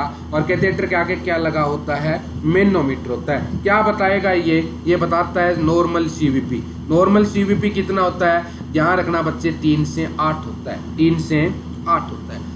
CVP अगर इंक्रीज कौन सी कंडीशन में होता है? CVP इंक्रीज है तो राइट साइड हार्ट फेल्यूर है उसमें इंक्रीज होगा, या हाइपरवोलेमिया की कंडीशन है उसमें क्या होगा? इंक्रीज होगा। CVP डिक्रीज है, इसका मतलब क्या है? इसका मतलब है हाइपोवोलेमिया। हाइपोवोलेमिया, आपकी बॉडी में फ्लूइड की क्वांटिटी क्या है? कम हो चुकी है। याद रख लोगे CVP का सिंपल, और कुछ याद ना रख पाओ ना, CVP का प्रेशर याद रख लेना। इंक्रीज है तो right side heart failure hypervolaemia, decrease है तो हाइपोवोलेमिया। नॉर्मल 3 से 8 होता है। कहाँ पे इंसर्ट करते हैं तो आप बोलोगे राइट एट्रियम और सुपीरियर वेना करवा का प्रेशर चेक करते हैं। मैनेजमेंट क्या कार्डियक हार्ट फेल्यूर का, मैनेजमेंट भी क्वेश्चन बहुत निकालता है बच्चे। सबसे पहला मैनेजमेंट है provide high Fowler position to reduce pulmonary congestion. अपने पेशेंट को कौन सी पोजीशन देते हैं, हाई फाउलर पोजीशन। उसके बाद में क्या करेंगे, उसके बाद में पेशेंट को ऑक्सीजन एडमिनिस्ट्रेशन करेंगे, ऑक्सीजन एडमिनिस्ट्रेशन करेंगे। इसके अलावा ड्रग रहता है 2 टाइप का, एक तो होते हैं बच्चे पॉजिटिव इनोट्रोपिक ड्रग और एक होते हैं negative inotropic drug. Negative inotropic drug, positive inotropic drug कौन कौन से है जानते हैं अपने। पॉजिटिव इनोट्रोपिक ड्रग वो होते हैं जो हार्ट रेट को इंक्रीज करते हैं, क्लियर है, फोर्स ऑफ कॉन्ट्रैक्शन क्या करते हैं, इंक्रीज करते हैं। नेगेटिव इनोट्रोपिक ड्रग वो होते हैं जो हार्ट रेट को डिक्रीज करते हैं। दोबारा बता रहा हूँ, पॉजिटिव इनोट्रोपिक ड्रग वो होते हैं जो हार्ट रेट को इंक्रीज करते हैं। नेगेटिव इनोट्रोपिक ड्रग वो होते हैं जो हार्ट रेट को क्या करते हैं, डिक्रीज करते हैं। आइए जानते हैं कौन कौन से पॉजिटिव इनोट्रोपिक ड्रग है। तो बात करें dopamine. Dopamine positive inotropic drug माना जाता है, कार्डियक हार्ट फेल्यूर में लेते हैं। 5 से 15 माइक्रो पर केजी पर मिनट के हिसाब से डोज रहती है इनकी। इसके अलावा होता है डोबिटामाइन। डोबिटामाइन की डोज रहती है 2.5 to 5 mg पर केजी पर मिनट के हिसाब से, और काम क्या होता है इनका, हार्ट रेट इंक्रीज करते हैं।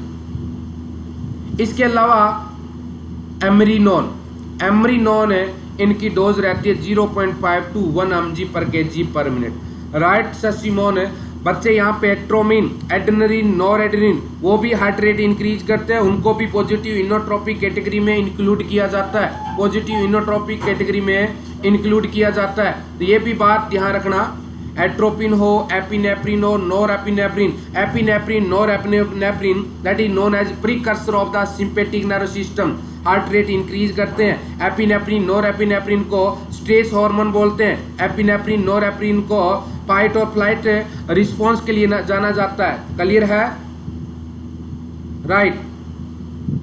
तो पॉजिटिव इनोट्रोपिक ड्रग के मैंने नाम बता दिए आपको, चाहे वो एट्रोपिन हो, चाहे डोपिटामाइन हो, चाहे डोपामाइन हो, एमरीनोन हो, सारे के सारे क्या होते हैं, पॉजिटिव इनोट्रोपिक ड्रग होते हैं।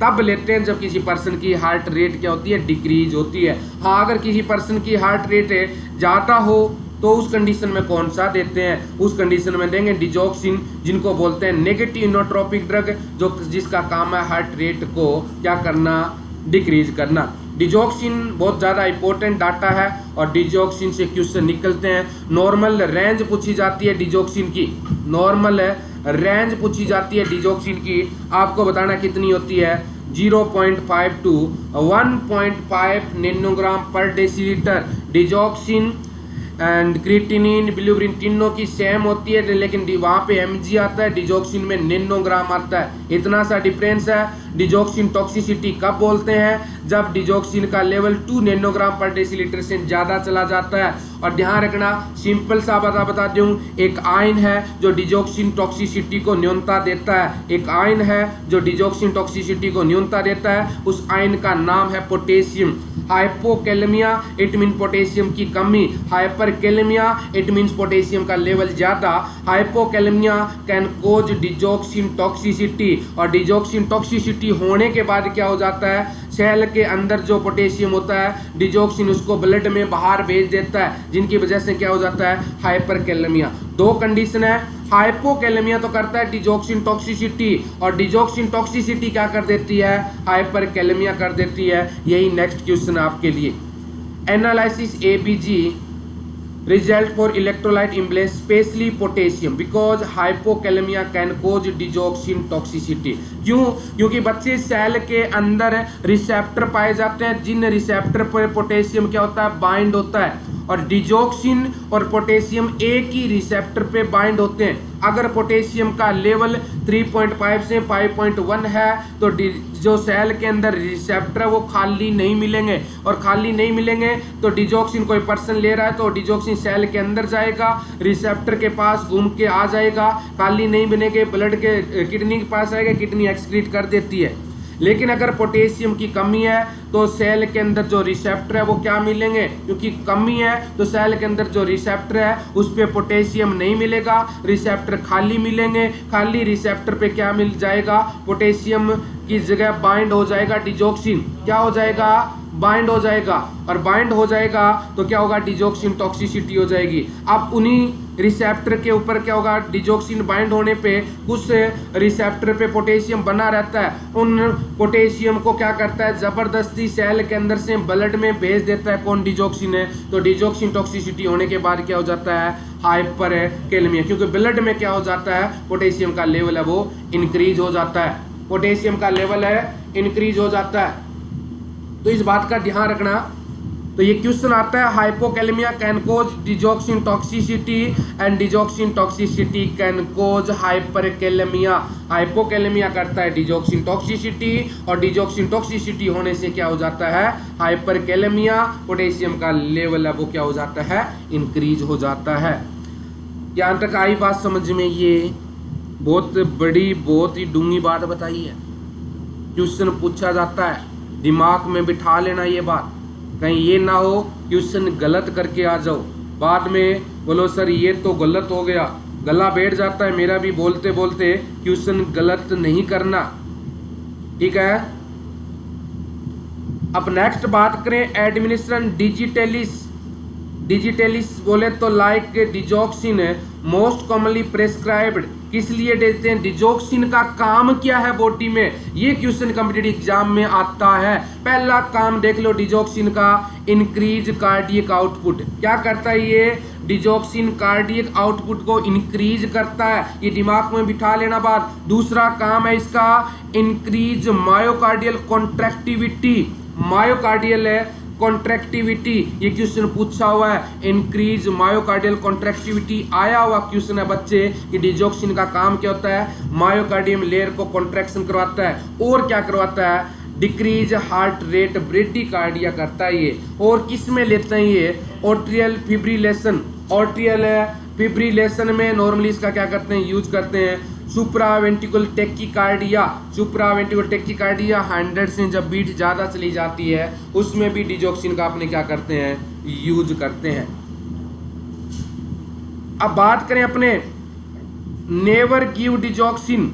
नेवर गिव डिजॉक्सिन है if heart rate 16 beat per minute, 16 beat per minute 60 से अगर नीचे है तो डिजॉक्सिन नहीं देंगे, क्योंकि आपको पता है डिजॉक्सिन का साइड इफेक्ट क्या है, डिजॉक्सिन का साइड इफेक्ट है decrease the heart rate decrease कर देगा।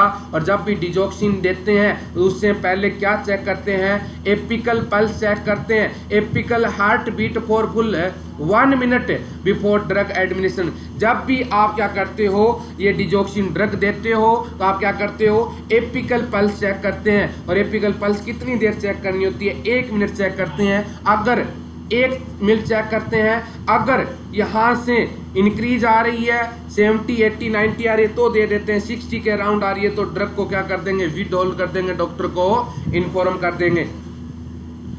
डिजॉक्सिन टॉक्सिसिटी हो जाए, क्या क्या साइन सिम्टम आता है, डिजॉक्सिन टॉक्सिसिटी हो जाए क्या क्या साइन सिम्टम आता है, ये बात भी आपको दिमाग में रखनी है, ये बात भी दिमाग में रखनी है। डिजॉक्सिन टॉक्सिसिटी का क्या साइन सिम्टम देखने को मिलता है, तो ध्यान रखना बच्चे, मैं सिंपल से 5-7 सिम्टम बता रहा हूँ। पेशेंट को नोजिया होता है, पेशेंट को वोमिटिंग होता है, पेशेंट को भूख लगनी बंद हो जाती है, पेशेंट को दिखना बंद हो जाता है, ब्रेडिकार्डिया होता है, और इसके अलावा क्या होता है, डिसरिथमिया होता है। ये 5-7 की पॉइंट याद रख लेना, कल्याण हो जाएगा बच्चे। डिजॉक्सिन टॉक्सिसिटी पूछा जाता है, in which of the following sign and symptom of digoxin toxicity except base का क्वेश्चन एम्स बार बार निकालता है।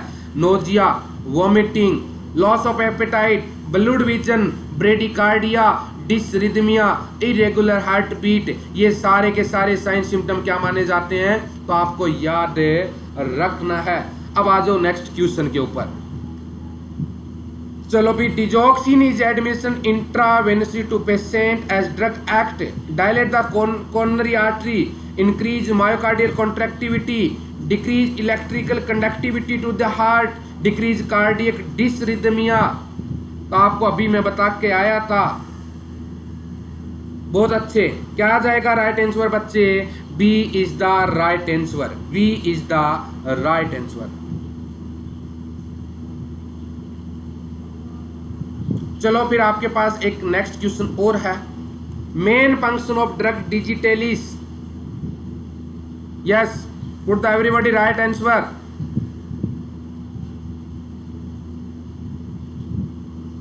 बहुत अच्छे। तो यहां पे क्या जाएगा right answer? A is the right answer, A is the right answer. अब यहां से बात करें बच्चे, एक रिसेप्टर पाया जाता है कीमो रिसेप्टर। आपकी बॉडी में दो रिसेप्टर होते हैं, एक होता है कीमो रिसेप्टर है और एक होता है बैरो रिसेप्टर। मैंने डाला है देखो, एक होता है बैरो रिसेप्टर है और एक होता है कीमो रिसेप्टर है। और ये काम क्या करते हैं? आपकी बॉडी में ब्लड प्रेशर को मेंटेन करते हैं। जो बैरो रिसेप्टर होता है, बैरो रिसेप्टर आता mechanoreceptor that respond to blood pressure change, और chemoreceptor are the sensory cell that respond to chemical composition change in the blood. तो जब ब्लड प्रेशर चेंज होता है उसके लिए रिस्पॉन्सिबल होता है कौन है? बैरो रिसेप्टर है। और कीमो रिसेप्टर भी क्या होता है? नॉर्मली सराउंडिंग टिश्यू में जो हलचल होती है उसको रिस्पॉन्स देता है। लोकेटेड कहाँ पे होता है? ये क्वेश्चन आता है। अपने को और कोई बात याद नहीं रखनी। बैरो रिसेप्टर कहाँ पे लोकेटेड होता है? तो ये आपको बताना है। कैरोटिड साइनस या एरोटिक आर्च। कैरोटिक साइनस का मतलब कैरोटिड आर्टरी निकलती है, वहां वाली बात कर रहा है। एरोटिक आर्च होता है ना, असेंडिंग एरोटा, उसके बाद आर्च ऑफ रोटा, तो वहां की बात कर रहा है एरोटिक आर्च। वहां पे क्या होता है? ये बैरो रिसेप्टर प्रेजेंट होता है। और दूसरा कीमो रिसेप्टर कहाँ पे प्रेजेंट होता है? Carotid and aortic body in the ventricle surface of the medulla. तो ये सिंपल सी बात याद रखनी है। मैं ऊपर दोबारा लेकर चलता हूँ, आपको ये क्लियर करा देता हूँ। तो यहाँ पे मैंने देखो मेंशन किया है, कीमो रिसेप्टर का काम क्या होता है? कीमो रिसेप्टर पाया जाता है in medulla oblongata are sensitive to the increase by carbon dioxide O2 and pH. तो ये जस्ट क्या होता है? जब ऑक्सीजन की कमी हो जाती है, बॉडी में ऑक्सीजन की कमी हो जाती है या कार्बन डाइऑक्साइड का लेवल ज़्यादा हो जाता है, तब कीमो रिसेप्टर क्या हो जाता है? एक्टिवेट होता है और मेडुला ऑब्लांगेटा को कमांड देता है कि आपको क्या करना है, आप रेस्पिरेटरी सेंटर को मेंटेन करो। तो नॉर्मल रेस्पिरेटरी सेंटर कहाँ पे पाया जाता है? तो आपको अच्छी तरह पता है, रेस्पिरेटरी सेंटर मेडुला ऑब्लांगेटा में होता है। क्वेश्चन पूछा हुआ है। और नॉर्मल रेस्पिरेटरी सेंटर स्टिमुलेटर किसके थ्रू होता है? Carbon dioxide. जब आपकी बॉडी में CO2 का लेवल, जब आपकी बॉडी में CO2 का लेवल क्या हो जाता है? ज़्यादा हो जाता है, तब आपकी बॉडी में क्या होगा? मेडुला ऑब्लांगेटा है वो एक्टिवेट होगा और एक्टिवेट करेगा उसको कीमो रिसेप्टर।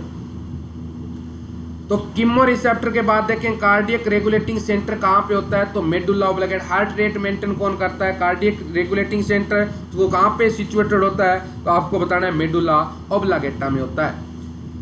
अब देखें तो पेरिफेरल रिसेप्टर आर लोकेटेड है, कहाँ पे पाया जाता है ये? तो normally carotid and aortic body, carotid and aortic body that is a part of aorta, that is a part of aorta that act and transduction signal. ये पेरिफेरल कीमो रिसेप्टर किसको मैसेज भेजते हैं? कीमो रिसेप्टर को। और chemo receptor किसको भेजता है? Medulla oblongata को। और मेडुला ऑब्लांगेटा क्या करता है? आपकी बॉडी में O2 एंड CO2 का नॉर्मलाइज रेशियो मेंटेन करता है।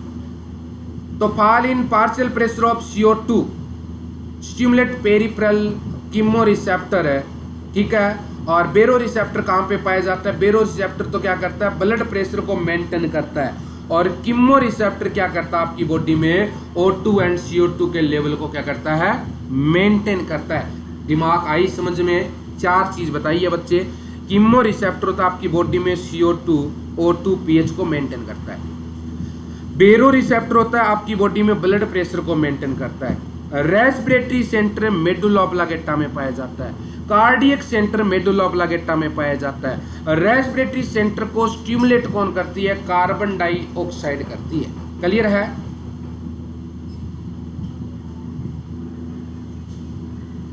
चलो फिर कुछ और डाटा दे दिया बीच में आपकी बॉडी में पूछे कि longest when in the human body, आपकी बॉडी में सबसे लंबी वेन कौन सी होती है? तो आपका क्या आंसर जाएगा? Great saphenous when.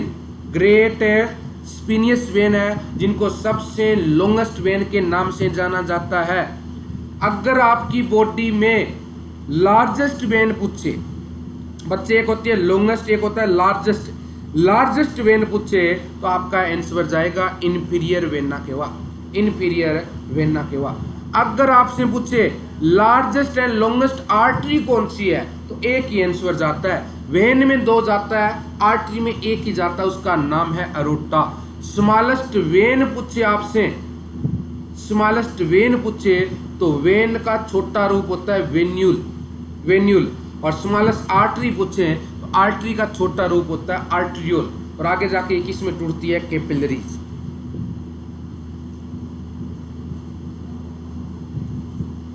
चलो राइट आंसर बताओ जल्दी। क्वेश्चन आ गया आपके सामने। Most common cause of left side heart failure.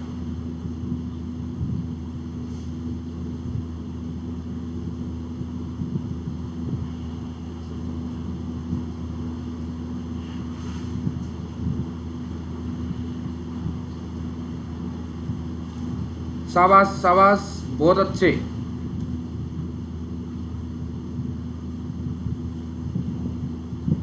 कुछ का बी, कुछ का सी, कुछ का बी, कुछ का सी। बी वालों थोड़ा सा ज़्यादा पढ़ना पड़ेगा बच्चे, सारी रामायण पढ़ ली है, उसके बाद क्वेश्चन को गलत करोगे तो क्या जाएगा? C is the right answer. Most common cause of coronary artery disease is the most common cause of heart failure. Heart काम नहीं करेगा, सिंपल सी बात है। कोरोनरी आर्टरी डिजीज एथेरोस्क्लेरोसिस है, कोरोनरी आर्टरी वेसोस्पाज्म है, तो हार्ट की मसल मायोकार्डियम को ब्लड ही नहीं पहुंचेगा, ब्लड नहीं पहुंचेगा, मायोकार्डियम कॉन्ट्रैक्शन नहीं करेगी, कॉन्ट्रैक्शन नहीं करेगी तो पंप नहीं करेगी, पंप ना करने तो क्या कहलाता है? हार्ट फेलियर कहलाता है। तो राइट साइड हो चाहे लेफ्ट साइड हो, कोज क्या जाएगा? CAD। अब क्वेश्चन आ गए बच्चे सारे के सारे, अब आपको क्वेश्चन ही हल करने सारे जो पढ़ा है। चलो बताओ जल्दी।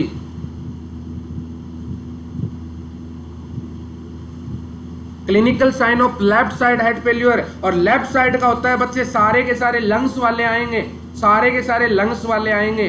बता के गया था मैं, सारे के सारे लंग्स वाले आएंगे। अब लंग्स के अंदर क्या आते हैं आप बता दो मेरे को जल्दी जल्दी।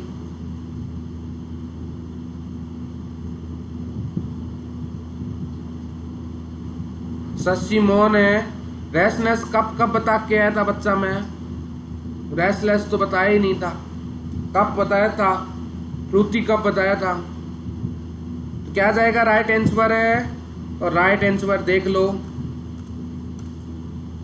राइट आंसर है बच्चे B, dyspnoea and tachycardia, dyspnoea and tachycardia.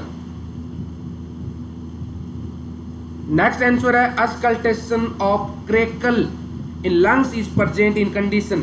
क्रेकल sound बता के आया था, लेफ्ट साइड हार्ट फेलियर में होती है या राइट साइड में होती है। अच्छी तरह से इंपॉर्टेंट भी लगा रखा था, इतनी बात याद रख लोगे तो क्वेश्चन गलत नहीं होगा।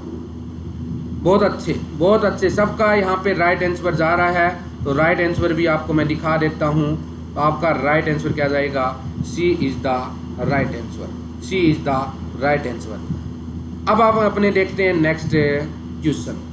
नेक्स्ट क्वेश्चन है बच्चे यहाँ पे एडिमा इन कंजेस्टिव हार्ट फेलियर। अरे एडिमा किस में था? राइट में था कि लेफ्ट? जब राइट होता है मैंने बोला सिस्टमेटिक सर्कुलेशन आएगा, लोअर बॉडी का ब्लड नहीं आएगा, अपर का नहीं आएगा। Oedema ascites neck when distension है, सारी की सारी बताया था। पोर्टल वेन हाइपरटेंशन है।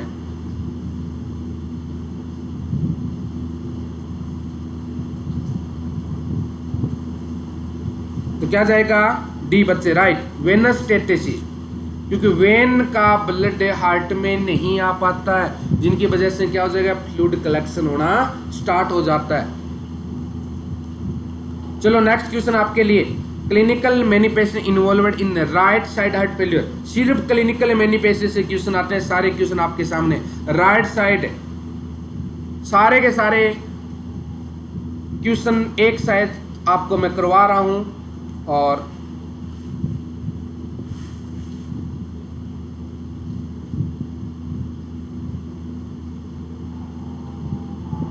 बहुत अच्छे, सबका आंसर जा रहा है डी। आशा करता हूं सबका सिलेक्शन हो जाएगा और अपने डिजिटल प्रोजेक्ट भी ले आएंगे उसके ऊपर, और आपको विजिबिलिटी टीचर भी सामने रहेगा, क्लैरिटी भी और बहुत अच्छी आएगी। वैसे स्क्रीन क्लैरिटी में है आपके पास है, टीचर दिख के ना दिखे, अपने को वॉइस से मतलब होना चाहिए।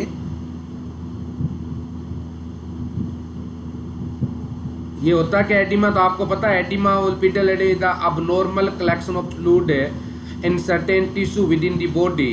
The accumulation of fluid may be under the skin, usually in dependent area such as leg के अंदर होता है, उसको अपने बोलते हैं पेरिफेरल एडिमा या एंकल एडिमा। अगर लंग्स में होता है तो उसको अपने बोलते हैं पल्मोनरी एडिमा।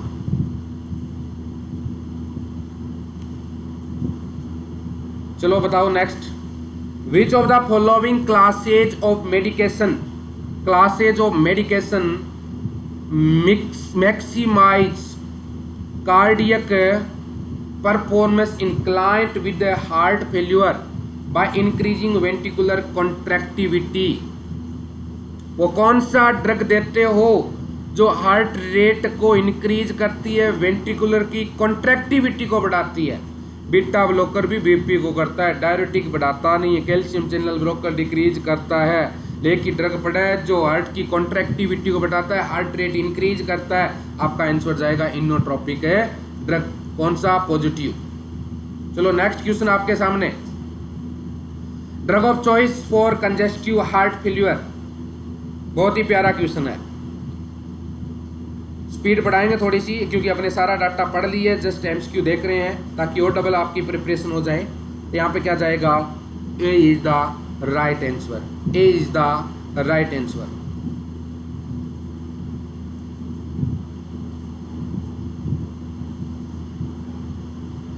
नेक्स्ट है बच्चे यहाँ पे, which of the following drug is withheld if the patient is less than 60 beat per minute?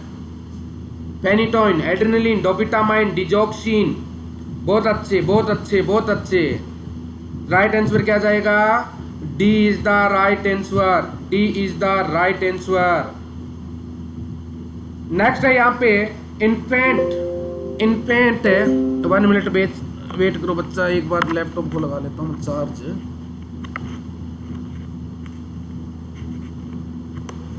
अपनी बैटरी चार्ज रखना, इसको तो लगा लेंगे। अब आपके पास टाइम दूंगा मैं 15 मिनट का, जल्दी से ब्रेकफास्ट करना, नहाए हो तो नहा लेना, ना नहाए हो तो कोई फर्क नहीं पड़ना, लेकिन ब्रेकफास्ट पे फोकस करना, ठीक है? An infant on ward is receiving digoxin and diuretic therapy. The nurse known that which of the following choice indicate no toxicity?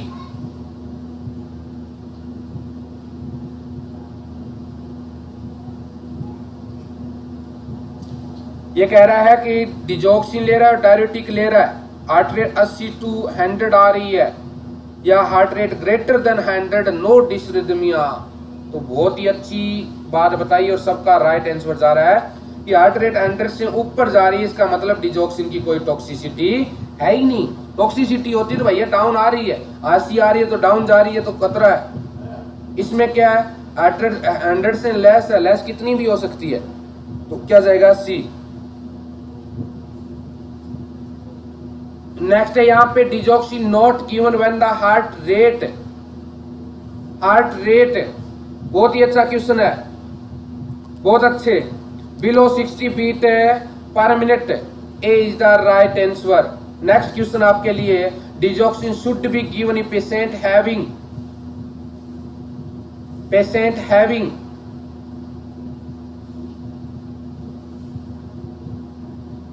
बहुत अच्छे 60 से लेस। ऐसे करोगे तो घर वालों को बोल दो ना, लड्डू तैयार रखना 25 को।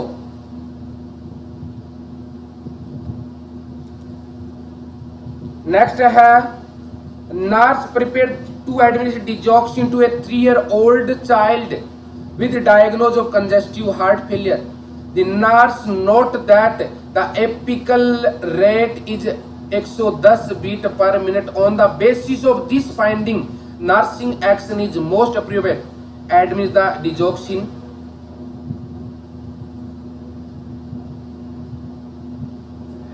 Recheck the apical rate and notify the physician and hold the medicine और दी मेडिसिन. क्या आंसर जाएगा? अरे कुछ डी दे रहे नालक को होल्ड नहीं करेंगे. तुम्हें पता है कि नहीं कि बात कर रहे हैं 3 साल के बच्चे की, और 3 साल के बच्चे में पल्स कितनी होनी चाहिए? 1 से 10 साल तक पल्स होती है 70 से 130 और है इसकी 110, तो नॉर्मल है. और नॉर्मल में क्या करेंगे? नॉर्मल में डिजॉक्सिन देंगे.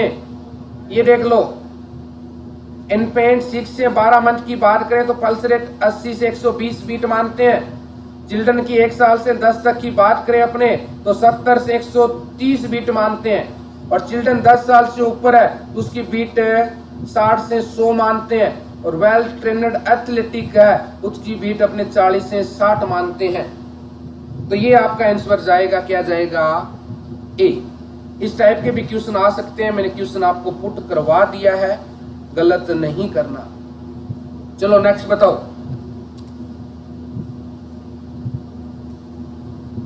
Before admit digoxin to an infant the nurse should check. अभी बता क्या था? एपिकल पल्स चेक करते हैं, एपिकल हार्ट रेट चेक करते हैं. 1 मिनट के लिए करते हैं, 15 के लिए करते हैं, 2 घंटे के लिए करते हैं, 30 सेकंड के लिए करते हैं. बात बताई हुई है और आपका आंसर जाएगा ए. क्वेश्चन से क्वेश्चन निकल रहे हैं सारे. आंसर बताओ. विच इलेक्ट्रोलाइट डेफिशिएंसी को इंक्रीज डिजॉक्सिन टॉक्सिसिटी? आयन पूछ रहा है potassium. Hypokalemia can cause digoxin toxicity and digoxin toxicity can cause hyperkalemia. आपका आंसर जाएगा सी.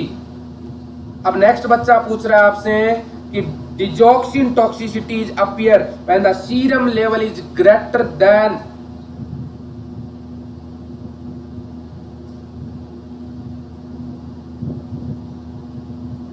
बता चुका हूं बच्चे, डिजॉक्सिन की नॉर्मल वैल्यू के नीचे मैंने मेंशन कर रखा था, तो डी जाएगा. डिजॉक्सिन टॉक्सिसिटी 2 से ऊपर जाते ही मानते हैं.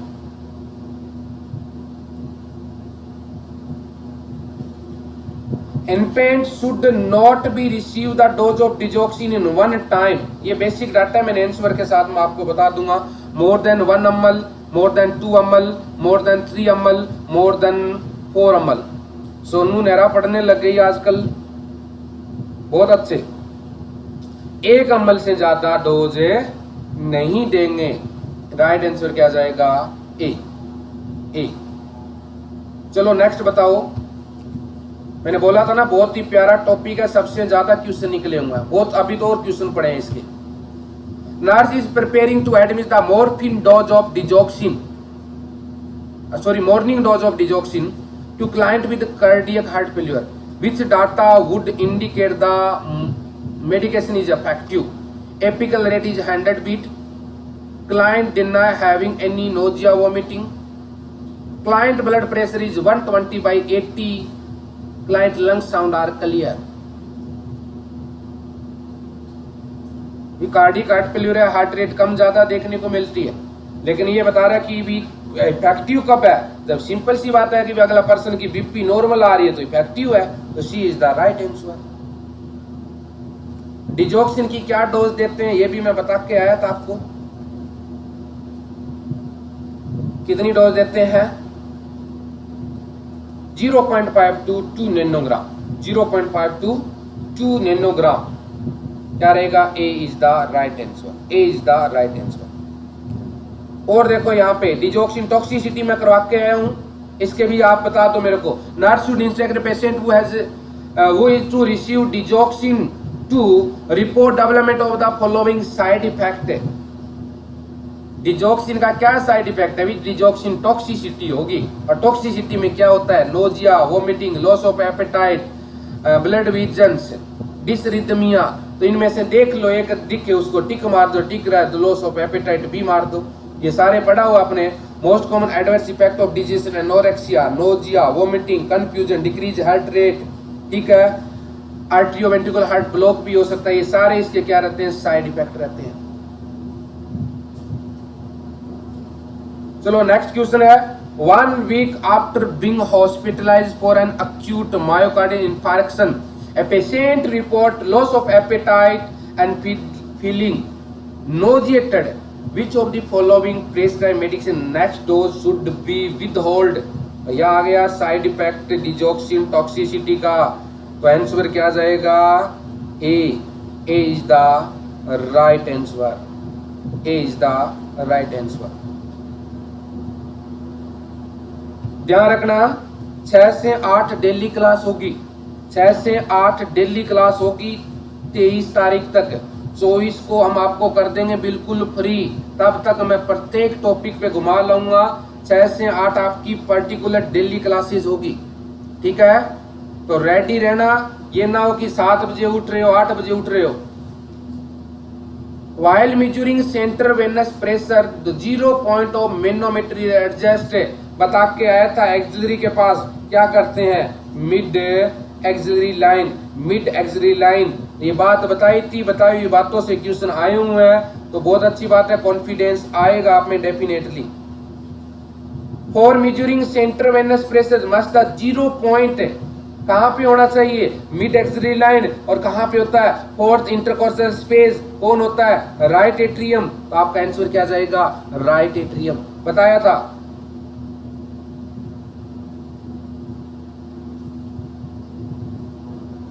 When positioned properly, tip of central venous catheter should lies in the, कहां पे डालते हैं भैया, tip of catheter, superior vena cava, ये ऑप्शन में ना हो ना बेटा। सब क्लेवियन वेन तो इंसर्ट करते हैं, छोड़ते हैं कहां पे, टिप ऑफ कैथेटर, जो इसके आगे रहता है रीडिंग देता है मैनोमीटर, तो सुपीरियर वेना केवा जाएगा। इंसर्ट की बात नहीं कर रहा है ये, छोड़ते कहां पे लाइज, तो या तो सुपीरियर वेना केवा में या राइट एट्रियम में, ठीक है, तो आंसर क्या जाएगा, ए। चलो बता दो, बहुत ही प्यारा क्वेश्चन है, सब कुछ पढ़ा दिया। All of the following medicine are used in heart failure accept,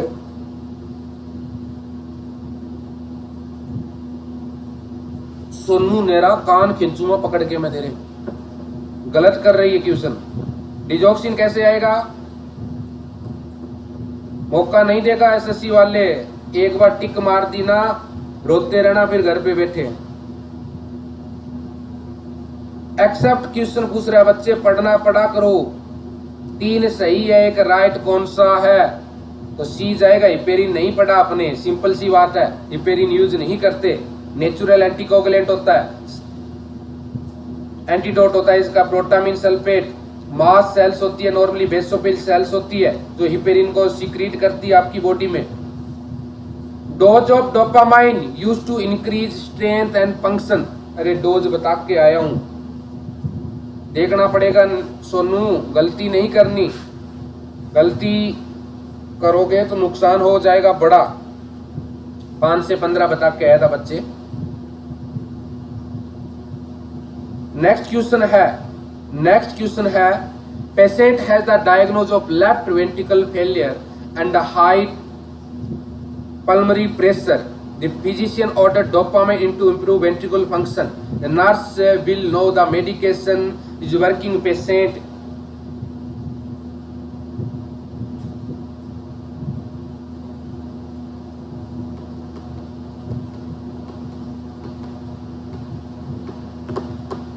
अरे बताया था ना, dopamine that is the positive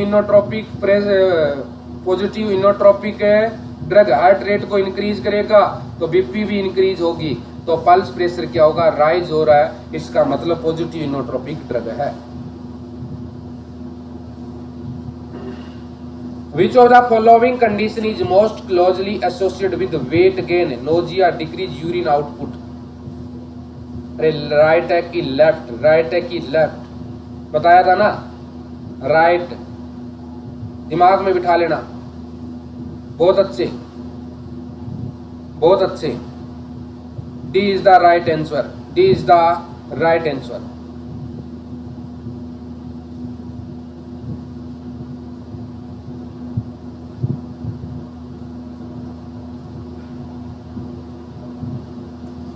Which among the following clinical indicator is most likely to be assessed when taking the admission history of patient with the right ventricular failure?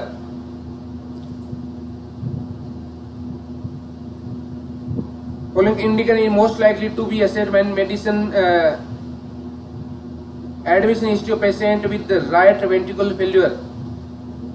Polyuria, palpitation, vertigo तो अपने पढ़ के ही नहीं आए, dyspnoea पढ़ के आए हैं, सिंपल सी बात। हार्ट फेल्यूर में आंसर क्या जाएगा? ए। नेक्स्ट है बच्चे आपके लिए question, symptom most commonly associated with left side heart failure. अब देखो एडिमा, हिपेटिक फेल्यूर, पॉलीयूरिया तो होता ही नहीं है, बट दो है वो राइट के है, एक है लेफ्ट का है। तो आपका आंसर क्या जाएगा? बहुत अच्छे।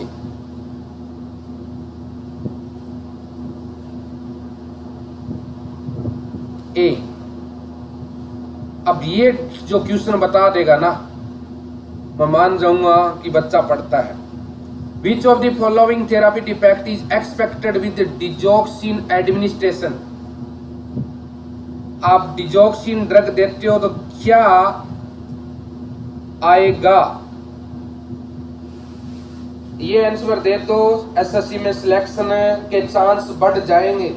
बोलेगा जी करवाया तो नहीं आपने, यही बोलोगे ना? अभी करवा दूंगा, हर चीज का मीनिंग बताऊंगा।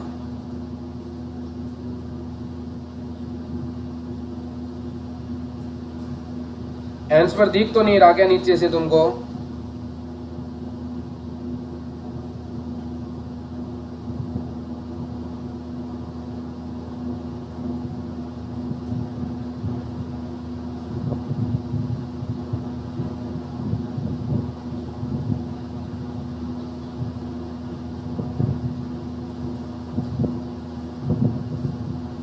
किसी का ए बी सी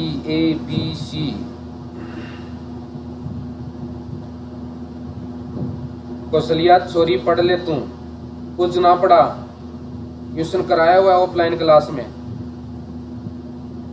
गलत करेगी गाली निकालेंगे घर वाले।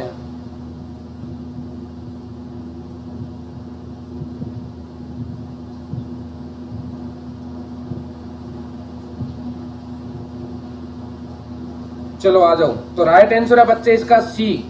क्या है? सी। क्या आंसर है? Negative inotropic, positive negative dromotropic, positive inotropic और नेगेटिव क्रोनोट्रोपिक। ठीक है, अब आ जाओ क्या होता है मतलब इसका दिखाता हूं मैं। Digoxin increase cardiac contractility, heart rate को कॉन्ट्रैक्शन होता है, इसको बोलते हैं positive inotropic. Decrease heart rate, इसको बोलते हैं नेगेटिव क्रोनोट्रोपिक। और डिक्रीज कंडक्टिविटी, जिसको बोलते हैं नेगेटिव ड्रोमोट्रोपिक, नेगेटिव ड्रोमोट्रोपिक। तो ये बात दिमाग में बिठा लेना। डिजॉक्सिन का क्वेश्चन है, पूछा जाता है, heart rate decrease chronotropic effect कहलाता है। डिक्रीज कंडक्टिविटी, ऐसे नोड से एवी नोड वाला भी डिक्रीज करता है, तो नेगेटिव ड्रोमोट्रोपिक कहलाता है, नेगेटिव ड्रोमोट्रोपिक कहलाता है। रीसम और बेटे मैंने पहले बता दिया सारी बात। क्या बताया? डिजॉक्सिन क्या काम करता है मैं बता के आ चुका हूं कि हार्ट रेट को तो डिक्रीज करता है, मायोकार्डियम की कॉन्ट्रैक्टिविटी को बढ़ाता है। तो हार्ट रेट को डिक्रीज करता है, उसको क्या बोलते हैं? क्या वर्ड रहता है? ये वर्ड रहता है नेगेटिव क्रोनोट्रोपिक। नेगेटिव क्रोनोट्रोपिक दिमाग में बिठाना पड़ेगा कि डिक्रीज हार्ट रेट को क्या बोलते हैं? डिक्रीज हार्ट रेट को बोलते हैं नेगेटिव क्रोनोट्रोपिक इफेक्ट। क्लियर है? और डिक्रीज कंडक्टिविटी को बोलते हैं नेगेटिव ड्रोमोट्रोपिक। कंडक्टिविटी को ड्रोमो, हार्ट रेट को क्रोमो और कार्डियक कॉन्ट्रैक्टिविटी को इनोट्रोपिक के नाम से जानते हैं। तो ये बात बताई है मैंने, अब बता दो।